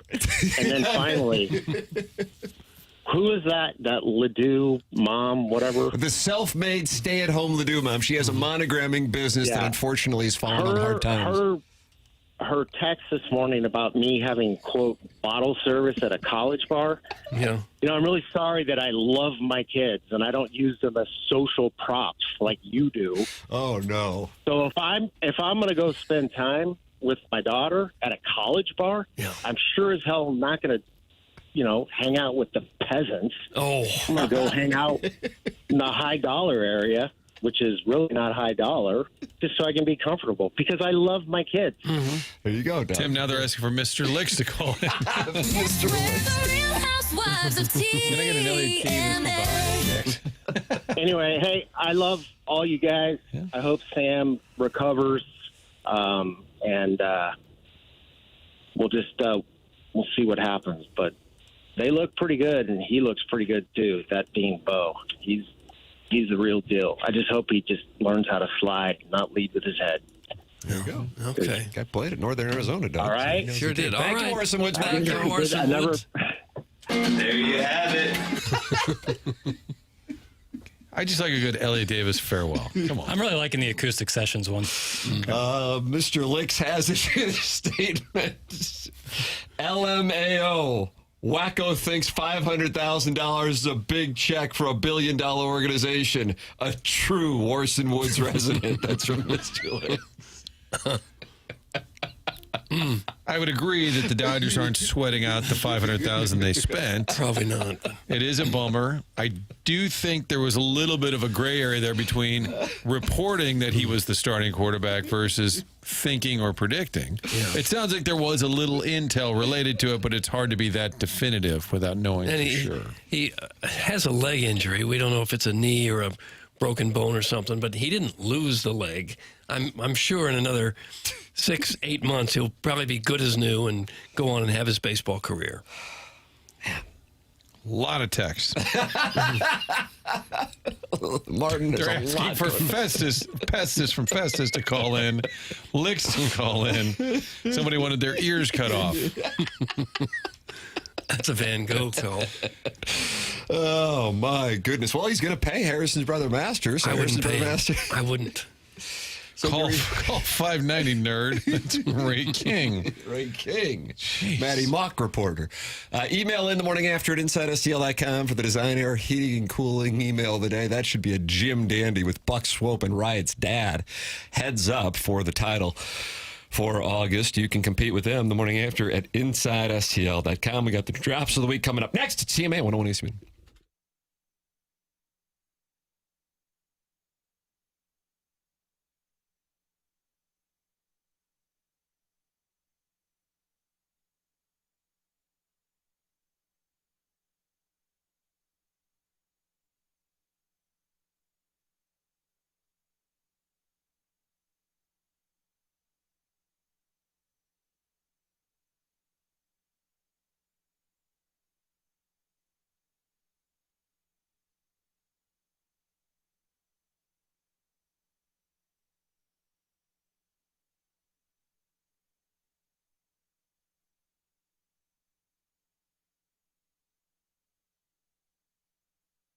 Hey, St. Louis, Tim McKernan here with you to talk about aesthetic design and build. Man, I hope you have done business with aesthetic design and build, because if you have, that means over the next 10 days or so, while we have this incredible weather in the St. Louis area, you will be set up outdoors in your customized deck or outdoor living space that Dan and his team built for you. They've been doing it in St. Louis for over 30 years.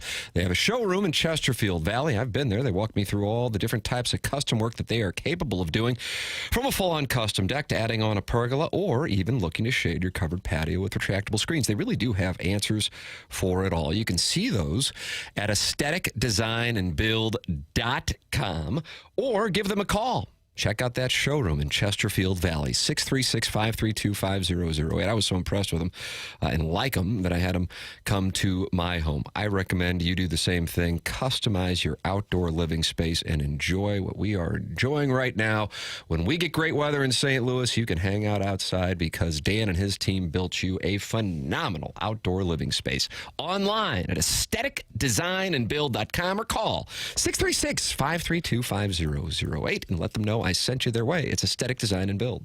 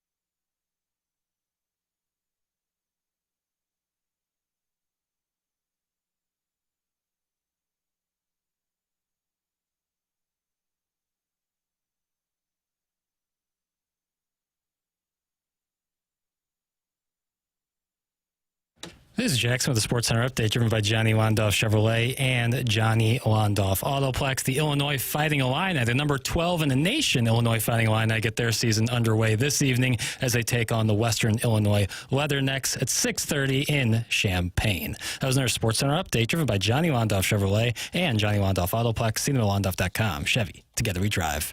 Are you kidding me?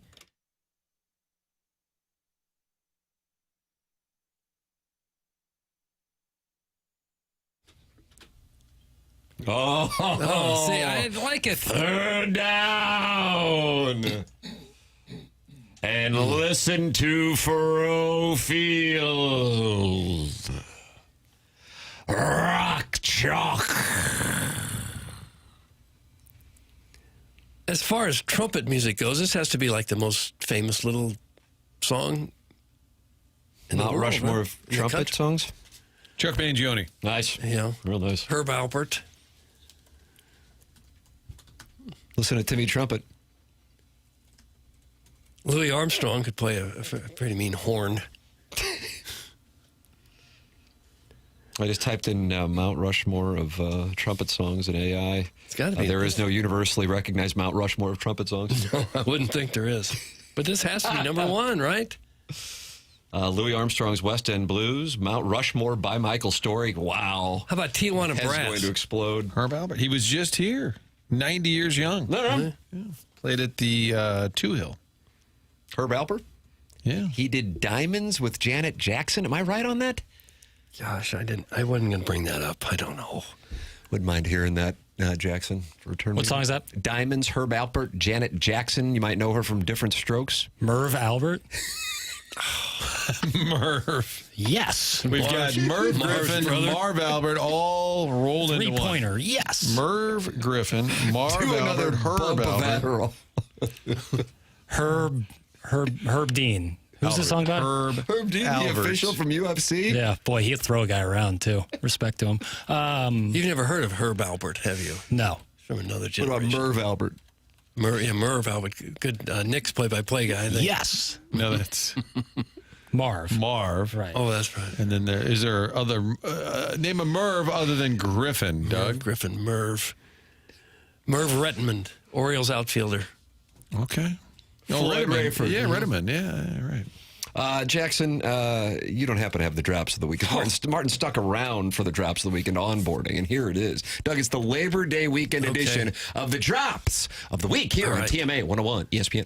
Morning after. Drops of the week. Yeah, you gotta drop it like it's hot, dog. It's a wonderful drop. Indeed it is. Flip that off. Flip that off. Flip that off. Flip that off. Flip that off. Listen, Darren, you can go to hell, buddy. He has pee-pee snipped, huh? Snip, snap, snip, snap, snip, snap. And you are ready to go? Yeah, I'm ready. They call down, I'm pissed off, I'm ready to go.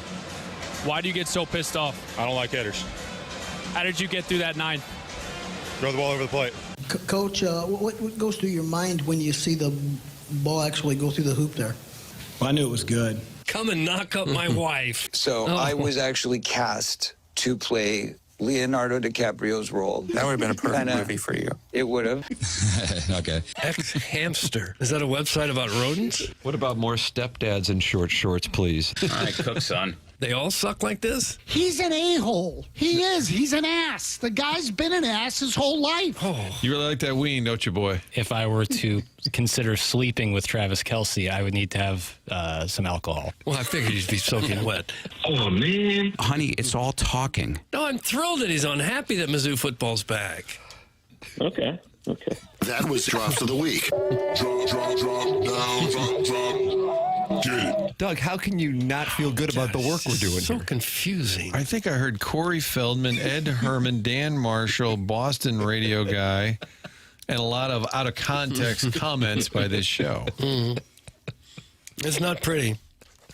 We're not real proud of what we've chosen to do with our lives. Panger just nailed it, didn't he? When he said, so it's the show, huh? It's got to be the bumper sticker. Sums it up nicely. It really does. Martin, I know you're heading to onboarding of the Friday edition. I'm still making you do it, even with the Labor Day weekend? I feel like he's out, but I feel like I've got to put in a little extra time today in case corporate's watching my timesheet. So I'm going to put a little extra time. This is the show, huh? Yep, there it is. Panger. Time for Martin to head to onboarding. We have the Design Air Heating and Cooling Email of the Day showdown coming up at 10:45. Buck Swope going up against Riot's dad. And if either one of them wins, they win the month of August. If not, sudden death playoff on Tuesday when the program returns following the 3-day Labor Day weekend here at 101 ESPN. Send yours in the morning after at InsideSTL.com. Watch with other friends of the program. 249 are in that Michelob Ultra YouTube chat right now, talking it over. YouTube.com/TMASTL. This is the morning after, presented to you by Brown and Crouppen.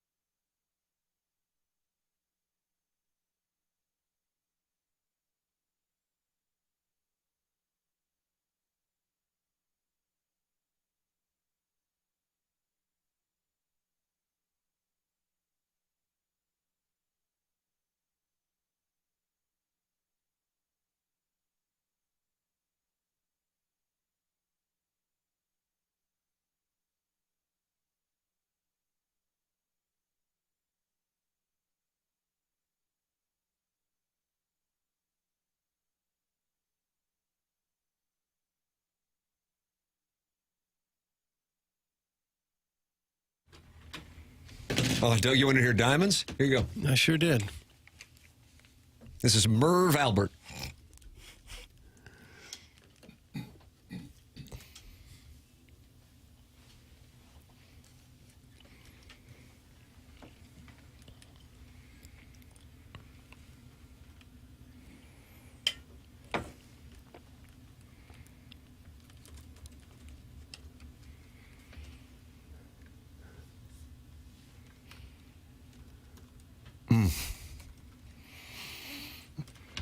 Doug, they just play this on a loop at the Ritz-Carlton Cigar Bar. Do they really?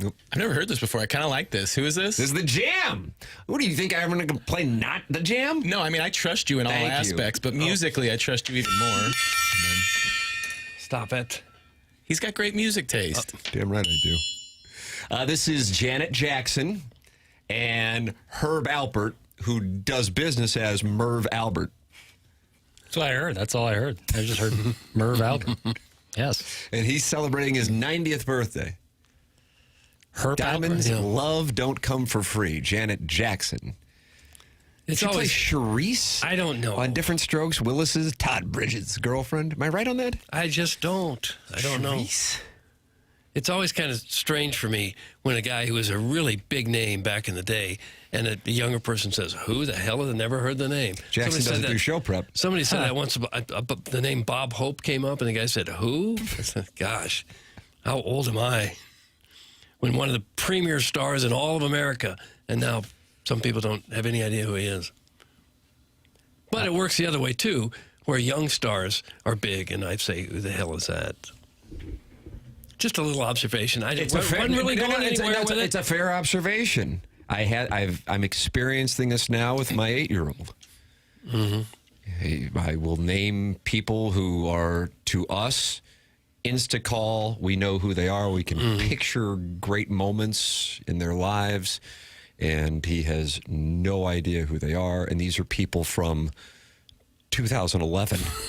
Yeah. I mean, for him, the idea of St. Louis having an NFL team is foreign. Right. Mm-hmm. So I can't chastise his peers for wearing Mahomes and Kelsey jerseys. Right. It'd be like me missing the St. Louis Browns. I just don't. What about the St. Louis Hawks? I miss the Hawks. Yeah, there you go. Who the hell's Bob Hope, you boomer? That's from Mr. Siders. Yeah, see there. Doug, did you know that Herb Alpert is the A in A&M Records? Thanks. That's Manute Bolelli. I did How not. about that? No. It's a good fun fact. Who's the M? Crowdsourcing. Sorry. Jerry Moss. Jerry Moss, Randy's father. That's right. Tim, cycling on. Thanks for keeping the content fresh and us listeners wanting more. Want to go to Olive and Oak tonight? Ashley can watch the kiddos, and we can hang and have some burgers and mushies that taste like steak and maybe some Leslie's. That's from the recovering alcoholic from Belleville and Webster Groves. Now, when he says maybe some Leslie's, what's he talking about? Clip that off. I don't know. I'll be honest with you. I don't have a clue what he's talking about. Hello, petite lesbian. But I have had the mushrooms there that truly taste like steak, and it is one of the strangest experiences I've had. Is it a portobello mushroom? I can't recall. I just had this like 2 weeks ago when my wife and I ate there, just like kind of a random Tuesday night. They said, you guys got to try this. And they are mushrooms that truly taste like steak. It is. Sounds good. Didn't that go on in the Willy Wonka and the Chocolate Factory papers? Well, the snozberries tasted like snozberries. Check this out. Watch this, Doug. The snozberries taste like snozberries. Oh, I had not heard that line. Yeah, I've got That's two wonderful. It is British wonderful. accents in my ear after all the years of being in the Republic in the North. Yeah. The snozberries taste like snozberries. Violet, you're turning violet. Wonderful. Gene Wilder, Doug. Yes, I knew that. He did the little somersault. Mm-hmm. He's no longer with us. Yeah, unfortunately. Married to Gilda Radner? That's correct. And is she with us anymore? No, she passed from away too? ovarian cancer in 90. Oh, that long ago. 90s. I feel confident. 89. 89. Oh, wow. Yeah. I guess she's not with us anymore, is she? Tim, that's a great looking lid. Which track is that? That's from Wooden Show 2. Preserve, right? That's right. You boys played it. It was awesome. Yeah. It was awesome. We'll get back there at spring training. Don't you worry about that. Email in, Design Air Heating and Cooling email of the day, and you can participate in the competition with Buck Swope and Riot's dad, this showdown. We were talking about this with Kyle Gibson, Kyle Schwarber last night, 4 home runs, and he faced a backup infielder for a chance to set the record of 5 in a game. Here is home run number 4 for the Phillies. 1-2. That one's drilled deep to right field. He has done it. 4 home runs in a game. A 3-run home run. Boy, you got all that one. I'll tell you what. Lefties, especially like Kyle Schwarber, have just beautiful cuts of the baseball. When they take a swing. Ken Griffey Jr., J.D. Drew, Will Clark, Kyle Schwarber. The list goes on and on. Those left-handed swings, man, are so pretty. When they pull it, especially like when Schwarber pulls it, it looks like he hits it 150 miles per hour off the bat. He's fun to watch. I remember when hard-hitting Mark Wooden had his 4-home run game against the Reds. Was that September 7th, 1983? I don't know the years, Tim. So frustrated. Gosh. Unless it happened like last week. I'm not going to have the year September 7th, 1993. Don't bother looking it up. Yeah. Okay.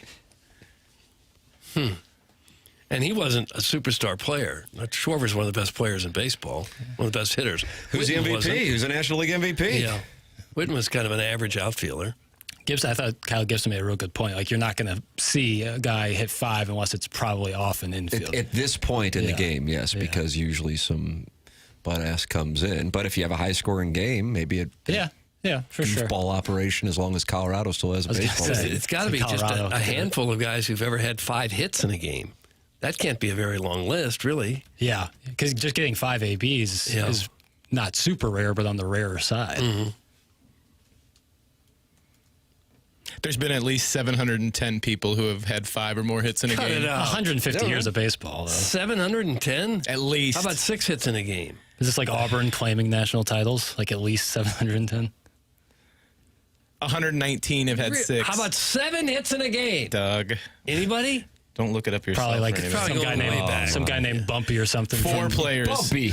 Rocky Colavito. Not he was an all-star player. Doggone it. I won't sit here and listen to you poor mouth Rocky Colavito. Are you done? Yes. Cesar Gutierrez. Okay. Cesar Cedeno was acquired in 1985 by the Cardinals. Played a key role in the surge. Yes, Cesar Torres. Rennie Stinnett. Rennie Stinnett to the Pirates. And Brandon Crawford, heart of the Cardinals. Oh, yeah. Oh, yeah. He went 7 for 8. Jesus. In a 9-inning game. 7 for 8. Oh, Johnny Burnett went 9 for 11 in a game in 1932. Do you have a problem with like Tim Conway and Harvey Korman breaking during the Carol Burnett show? Was that hackneyed to you, or did you like it? I didn't mind it. Was it entertaining? Yes, that's all that matters. But was it kind of hackneyed? It doesn't matter if it's hackneyed. Well, Lorne Michaels doesn't like when his actors break on Saturday Night Live because they think it's hackneyed. Too bad. Because of Tim Conway and Harvey Korman and Carol Burnett, who had, 5 hits? 7 hits? Carol Burnett had 7. Thank you. You guys want to take a guess on Carol Burnett's age? Oh. 92.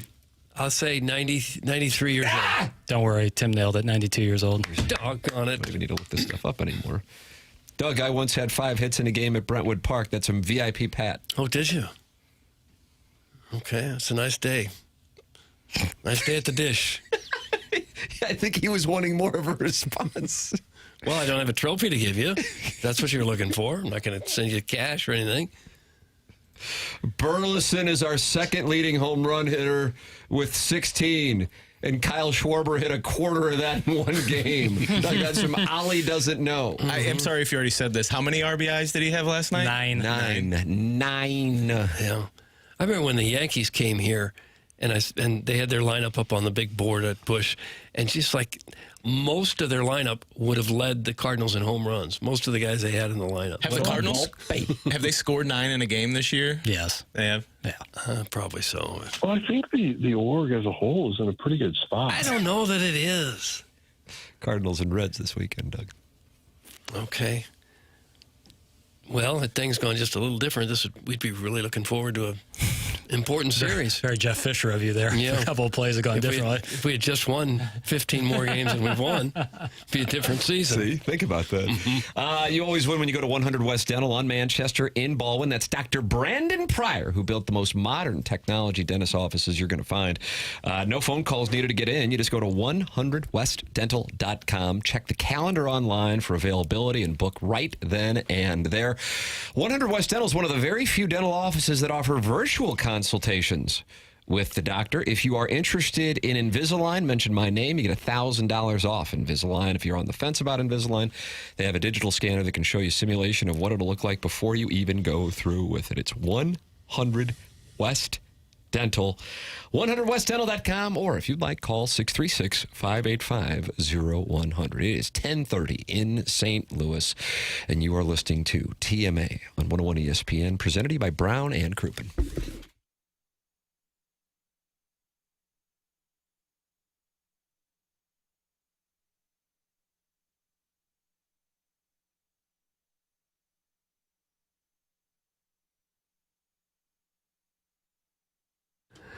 By now, we have all heard the name Stiefel. Hopefully you have. It's not Stiffle. It is Stiefel. They sponsor everything, including this award-winning broadcast Dossier. Did you know they're also throwing one of the biggest parties St. Louis has seen since the Parade Down Market in 2019? It's a Stiefel Charity Classic. Stiefel stepped up and saved this tournament for St. Louis, really. They have a new title, new energy, and it's all going down next week, September 4th through the 7th at Norwood Hills Country Club, where golf legends from the PGA Tour champions will compete. Did we mention there's also a concert? OAR is performing live at the Friday night community concert presented by CarShield. That's right. Upper Revolution is bringing the good vibes and the sing-alongs. Friday tickets cost $50. Golf and OAR are included. These bad boys selling faster than the Friday foursome at the Dotem. Any kids 16 and under, active military, veterans, and first responders, you are all in free. That is Stiefel, S-T-I-F-E-L, Stiefel, charityclassic.com. We will see you there next week.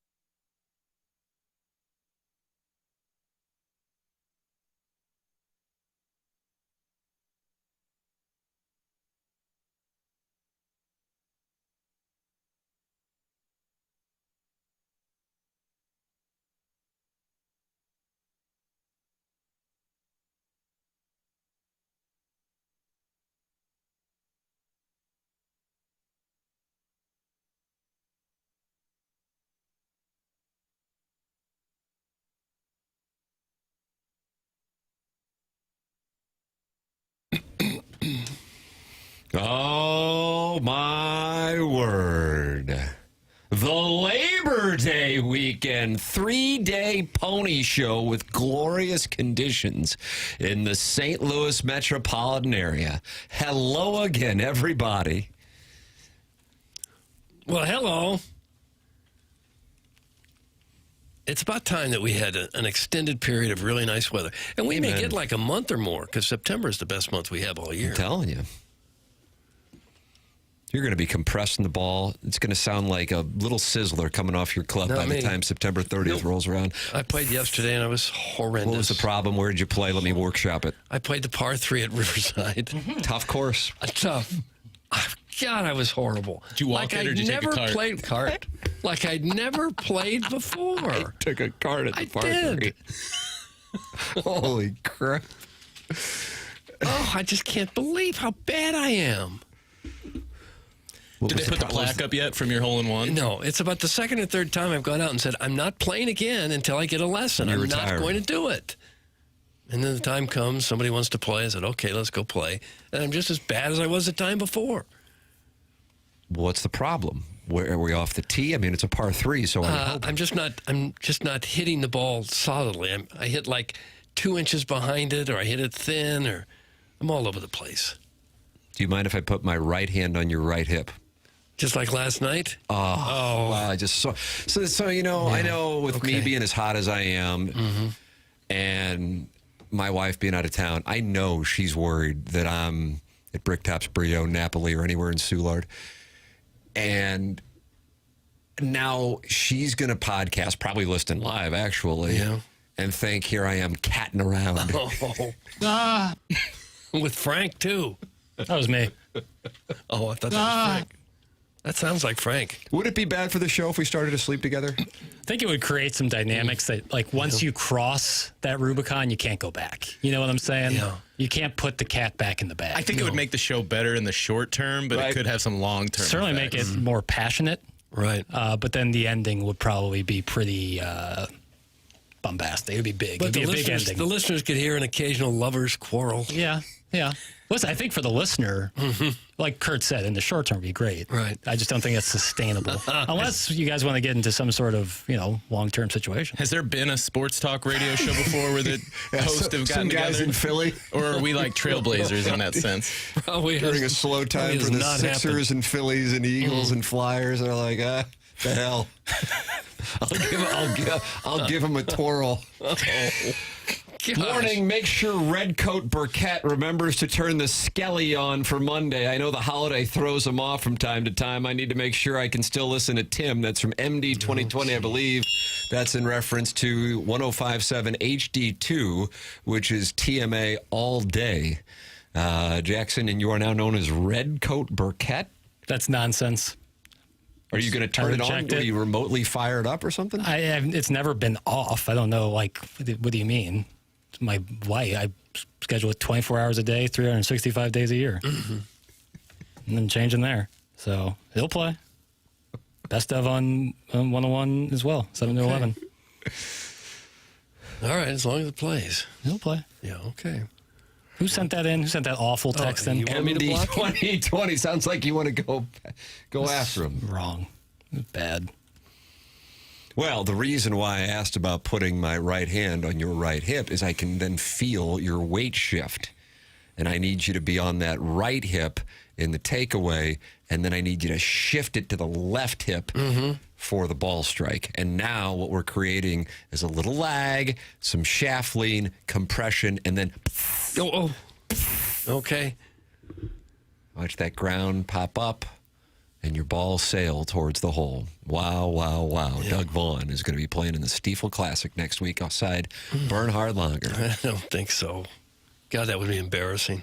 Lies! There's been dead air over there before when you decide to gallivant around town. That's from MD 2020. Okay. I default to you, man.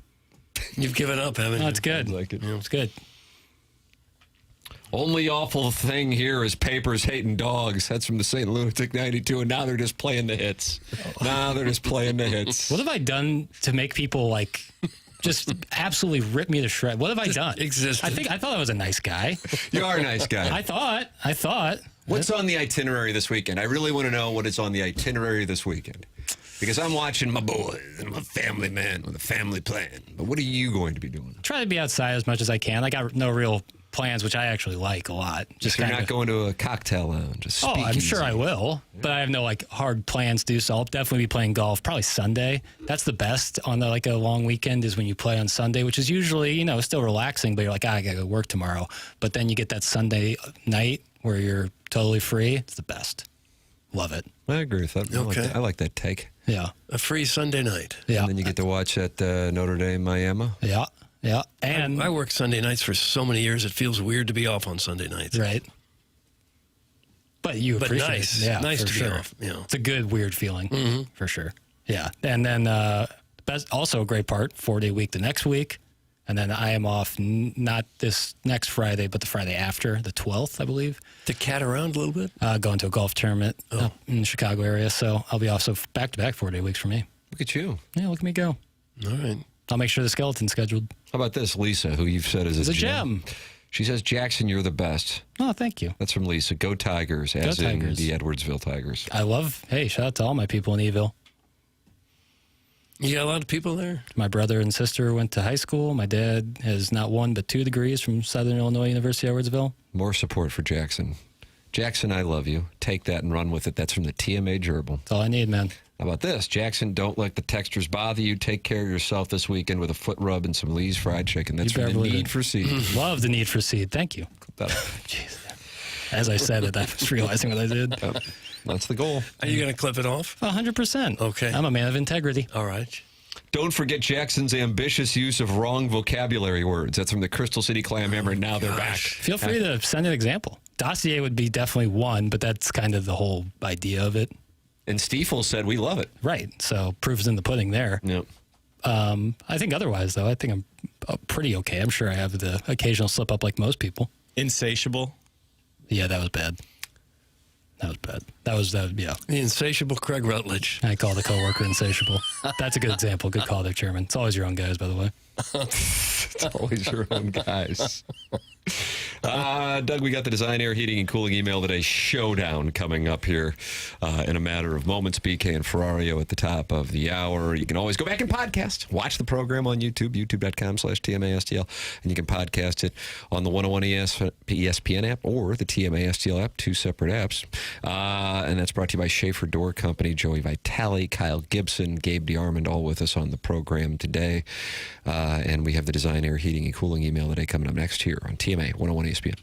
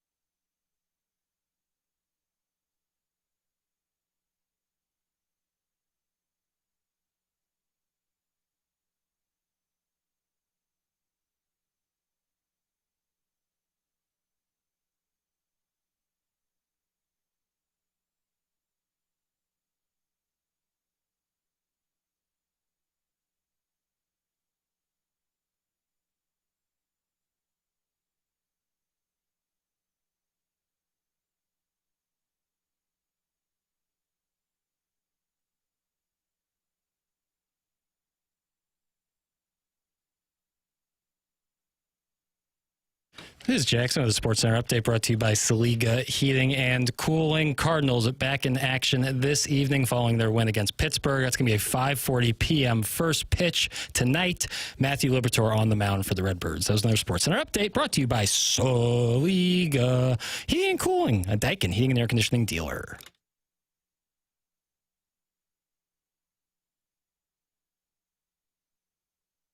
TMA 101 ESPN and the TMA YouTube channel. Steve Gottsigan's teleprompter just said, guys, Tim is right. And then the Rogue Onion says, I agree, Tim is right. About what? Anything? I mean, I can't speak for these guys. I'm not going to speak for these guys. That wouldn't be right. Or these ladies. I apologize. You think Steve Gottsigan's teleprompter is a guy? Of course it's a guy. Tough to tell. Thank you. And what made his teleprompter so special? Everyone else at the station used the same one. It's not like we walk around with our own teleprompters. BYOTP. Amen. What a showdown we have here for the Design Air Heating and Cooling Email of the Day. The winner of the Design Air Heating and Cooling Email of the Day, if it's Buck Swope or Riot's dad, wins the month of August. But, Doug, what a development we have. What do we got? Riot's dad hasn't emailed in. Wow. Oh, no. What a development. Okay. So if Buck Swope is to win, Buck Swope wins the month of August. If he doesn't, you got a one-game playoff on Tuesday. But then Riot's dad might not email in on Tuesday. And then Buck Swope would win by default. Okay. If he were to email in, I don't know. No, I don't either. It's time for the Design Air Heating and Cooling Email of the Day. I'm starting with the man in the mirror. I'm asking him to change his ways. If you want to make the world a better place, take a look at yourself and then make that change. Truer words have never been spoken, except for Tim, because I pray he never changes. Oh. You want to solve the Mizzou kicking problem? How about bringing in a soccer-style kicker? Don't you have a problem when somebody spells soccer, S-O-C-K-E-R? I don't care for it, no. And Steve Jungle was a member of the San Diego Sockers, and they spelt it that way? Aren't they all soccer-style kickers now? There's not a straight-on kicker in the world, I don't believe. I haven't seen one since Mosley of the Redskins way back when. Oh, yeah. And I said Redskins, so I'll need some time away. It's a win-win-win. Tim finishes his degree he deserves. Mizzou wins the national championship, and Mizzou gains its most famous graduate. Little known fact that there is a plaque in Francis Park of Tim's 67-yard field goal into the face of a 15-mile-an-hour headwind. But this email is about two ships passing in the night on Watson. And by ships, I mean two blonde-headed guys getting on. Kevin Miller. At the 7-Eleven. He pointed to the no parking in the rear sign, smiled, and said, rules are made to be broken. This convertible LeBaron is headed to Miami in the morning, so it's game time. Before I knew it, my hands were clasped with khaki-lined handcuffs, and and it gets a little graphic, but it mentions Corinthian leather. Oh, nice. On the LeBaron? Ricardo Montalban used to do a commercial about rich Corinthian leather. That's from Bud, and then his last name is Plug with two G's. It isn't. It's from Kevin Miller, government name. Hey, guys. I don't really want to admit this, but I'll be ball striking this afternoon over at Riverside due to a lack of foresight by me to book a tee time prior to this morning. Maybe I'll wave to the people over at Tapawango across the river, and they'll give me a sympathy invite to join their foursome. Mm-hmm. Anyway, Toodles, that's from the Kirkwood/Frontenac Bi-City area layman. DBA, the bastard child of Midge and Holiday World's own Bill Riley. P.S. Looking forward to the pay-per-view of Tim and Doug's viewing of the Human Centipede while eating White Castles and Burger McCracken. That's just too long of a name. It's just like an email signature. I'll call him Burger McCracken. Okay. And here's Buck Swope, Doug. Oh, okay, good for him. Sadie Hawkins, Doug, the Cardinals won their family law special 4-1 in front of 18,000 fans, give or take 17,000. Yeah. Mizzou shipped Scottie Pippen's bunch from Central Arkansas 61-6, and we can pump sunshine up everyone's ass about it being Bo Prabula's coming out party, or we can face the reality that Mizzou is now relying on a true freshman kicker, and Sam Horn is never playing quarterback ever again. a development that surely will haunt the Warson Woods Wacko from his cell at the Nut House as he pleads, Sam Horn was the starter. Why doesn't anyone believe me to anyone who comes near him? Gabe's banty about the mouth breathers huffing and puffing about the Wildcat, but I think the lead is that someone's eating chicken wings on the potty. Ours is the type of presentation where a former all-pro NFL wide receiver with many names feels free to drop in at any time and tell us that he loves us before doing a 10-minute live read for McDonald's. Following Libby Jack's meandering non-question, confessing how big of a fanboy he is, Don Mattingly said it makes him think that Chris Farley from the Chris Farley Show is in that body, asking Chad Ochocinco, remember that time you played FIFA with my friend Ethan? That was awesome. That wasn't a question. I was just referencing that. I asked the question about fast food. That was the bulk of the interview. So, I don't need a medal or anything, but it's the facts. I particularly enjoyed Martin fact-checking Chad's 2003 game log, revealing he did, in fact, play in St. Louis, to which Chad gave the Ichiro-esque reply, I have never heard of your dome.